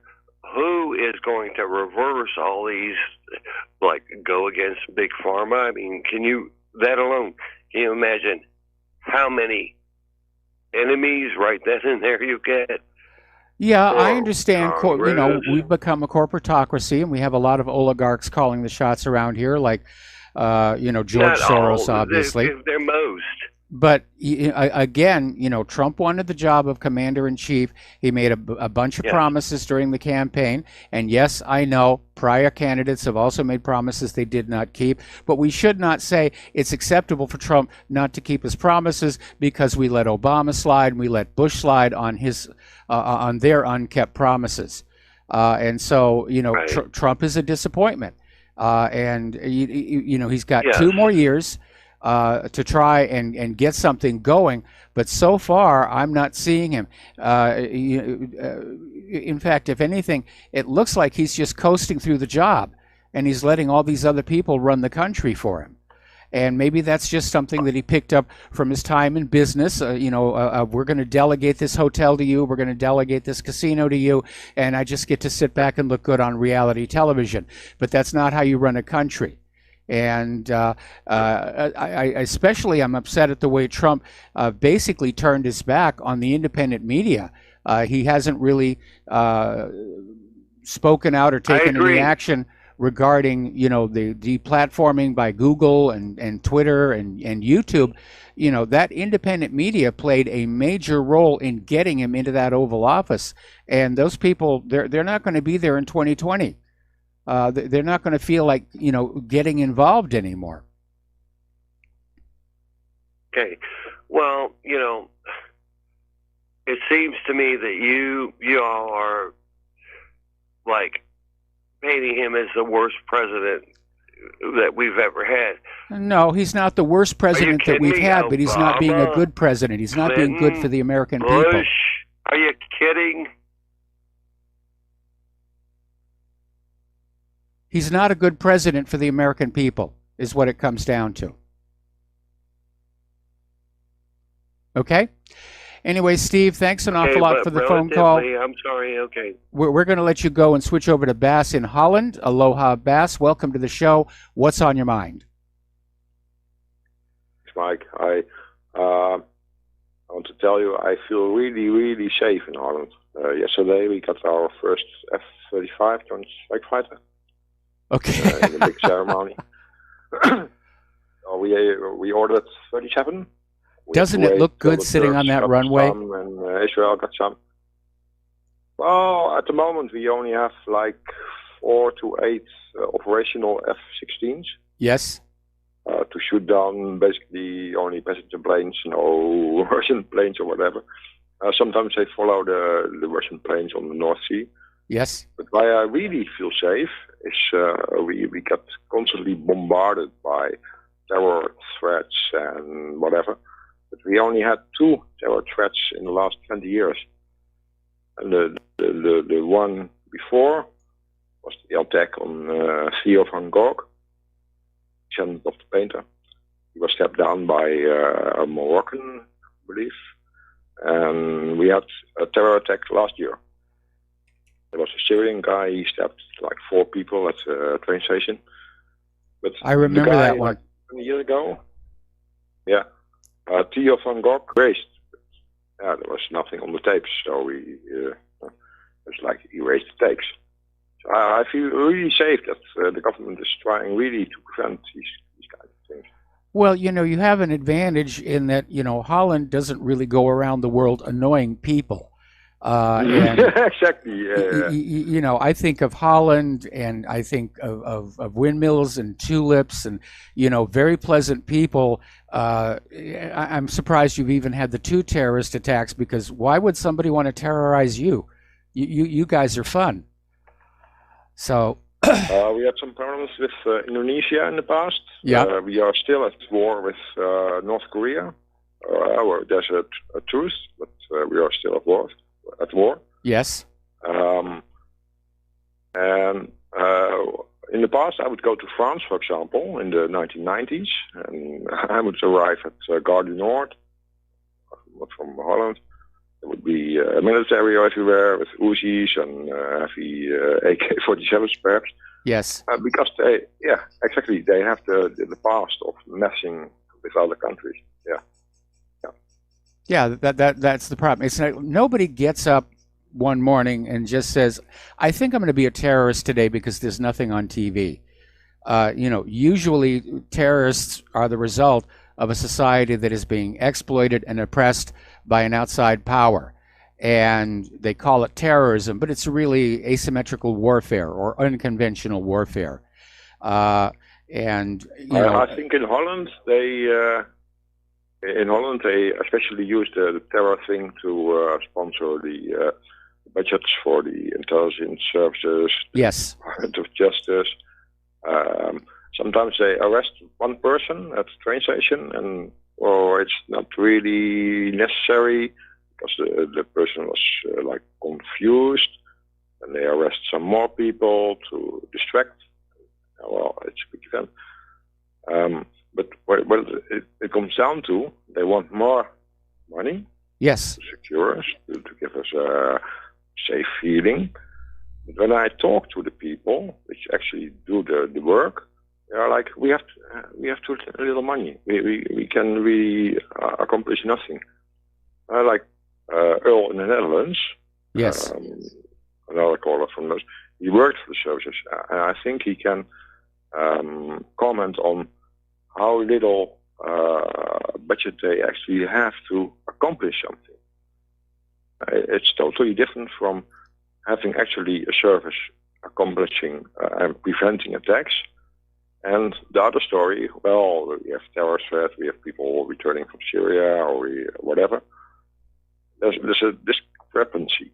Yeah, that's going to be a problem. And of course, that guy who stabbed those people last year had come from Syria. And that's a problem all across Europe. Yeah, of course. Yeah. Okay. So I'm always happy when there's a stabbing or whatever, and it's not some guy from Syria or whatever, one of our former colonies. And we have many in Holland. I feel really safe in Holland. And, well, good. It's nice to be here. So, yeah. I want to say goodbye, Mike. All right. Thanks an awful lot. We're going to let you go. We're going to switch over to Paul in New Jersey. Aloha, Paul. Welcome to the show. What's on your mind? Michael, concerning the late-term or actually post-birth abortion issue, I think they're just being honest about what's going on in the back rooms and some of the abortion clinics. And I think in the vast majority of these cases are going to be severely deformed infants. You know, a lot of these children who are born, if you look up the cost of treatment of a malformed infant with hydrocephaly, and the average price is about $1 million. Yeah, but the problem is those kind of deformities show up much, much earlier in the ultrasound, where you have an opportunity for an abortion where you're not dealing with the issue of whether this is a viable human being. And the New York law and the one they're proposing in Virginia, they're not confining it to cases of severe birth abnormality. It is at the mother's discretion. Well, that I think could be a little over the top. but the reality is, it's a lot of money, and in the case of hydrocephaly, about 50% after being treated, and it costs $1 million, are going to have some form and degree of mental retardation. And that is going to be a long-term burden to the taxpayers, and through the health care costs, we're all subsidizing this. So, and my point is, I admit it, I'm selfish in my life. I want my taxes to be low. Yes. And what some other people do with their children that they don't want is not my business, because I'm not going to want to adopt their unwanted child. Understand this? Yeah, but somebody else might. Somebody else might. Right. Well, maybe they should put up a fund, and instead of going out to protest the abortion, why don't the pro-lifers put up money and say, we'll buy these children from you. We'll give you money for these children if and then they won't look like a bunch of hypocrites. But the way I see it is the pro-lifers, and especially when I hear the types of like a Rush Limbaugh talking about this, a guy who's been married 4 times, he could have already had a huge family of his own, but he chose not to because he's selfish and he just wants to keep his money, right? And he could fund these children, he could adopt these children, but they don't. And that's my problem. Well, not yet, but I mean, you've brought up what is actually a very, very good idea, and I would not be surprised if we actually do see that start up in New York and potentially Virginia as well. I think the reason there is such an outrage over these laws is the fact that there are no restrictions to babies with severe birth abnormalities. It is simply at the discretion of the mother. It's a very shocking and callous situation. And again, those kind of severe birth abnormalities you're talking about are detectable at a much, much earlier stage in the gestation process where the abortion, can take place at that point. But in marginal families, they're not going to have the money for some of these medical tests. Some of these people might be migrants who just came over from Mexico. I saw. Well, they're not supposed to be here anyway. And by the way, the illegal immigrants from Mexico are in fact being medically subsidized at taxpayer expense. You want your taxes to be low? There's an issue you should look at. I'm with you on that one too. And the point is though, and this is in a sense, it's the natural extension of socialized medicine, because I resent having to chip in for these people who make these bad abortion choices and are going to give birth to a child I have to subsidize, right? Yeah. But likewise, but then if we went full capitalist, a lot of these people would want to voluntarily abort these damaged children because they'd have to pay for it all themselves. And I saw New York from ABC News last week. They did one of these puff pieces on a migrant from. She looked like she wasn't an American, but she was morbidly obese, and she had a child with severe deformities, where the intestines are outside the body when they're born. Yeah, and the child was going through all this hellish life of being kept alive to make ourselves feel good. And yet you could see the parents are obviously poor. The mother was obese, so she didn't even care about her own health, obviously, from the looks of it, when she had this child. And we are subsidizing this. And that's what I'm saying about this. And it's part of why I resent the pro-life movement. It's because I think the pro-life movement is unrealistic, and I think a lot of them are hypocritical. I think they claim to want to adopt these children, care about the unborn infants, but as soon as that child's born, they head out and let's be honest, they want to talk on talk shows. A lot of these people are men, and they're not going to be raising these children. And the hypocrisy of it is, let's back up here a little bit. I feel I need to put in a little bit of a word. There's a segment of our population which has been ignored by the feminist movement in general, and that's men who want to get married, who want to be fathers, and I was one of them. In fact, when I was very young, that's what I dreamed of doing, growing up to be a dad and having a family, and that's all I ever wanted out of life. And unfortunately, it didn't happen there. And that's one of the things that has formed my opinions about abortion.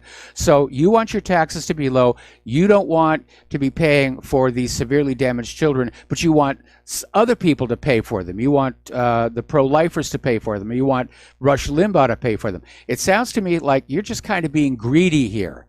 And I don't think being greedy is an adequate reason to say it's okay for post-birth abortions.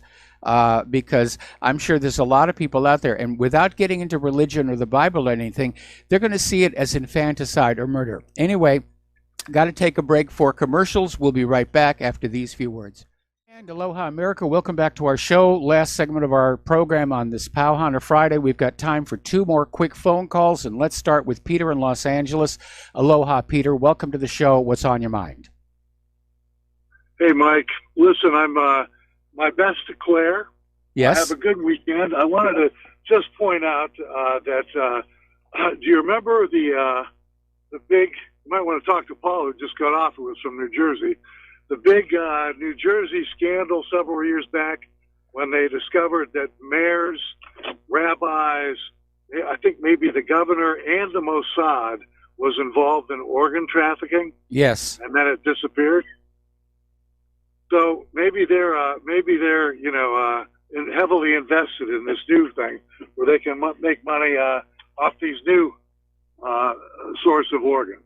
Well, again, the problem is with a newborn baby, it's so small, unless they're transplanting to another newborn baby, I don't think that's really going to work. So I don't know what the whole point where the governor of Virginia said they're talking about organ harvesting, unless it's for, research purposes or other commercial application. Boy, remember just a couple of years ago, Mike, there was a big thing about stem cell, and now there's this. Yes. My Lord. But it's true out there, everybody. Several years ago, there was a ring of organ smugglers that were made up of mayors in New Jersey and rabbis. And that's a fact. And I remember that. From the media. I remember that. Yep. But, Islam is a god of religion, though. Let's talk about them. Hey, listen, Mike, have a great weekend. All right, same to you. Thanks an awful lot. And we're going to switch over to Dustin in New Jersey. Aloha, Dustin.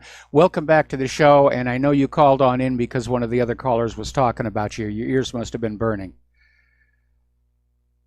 Talk about Paul from New Jersey first. Okay. How much does a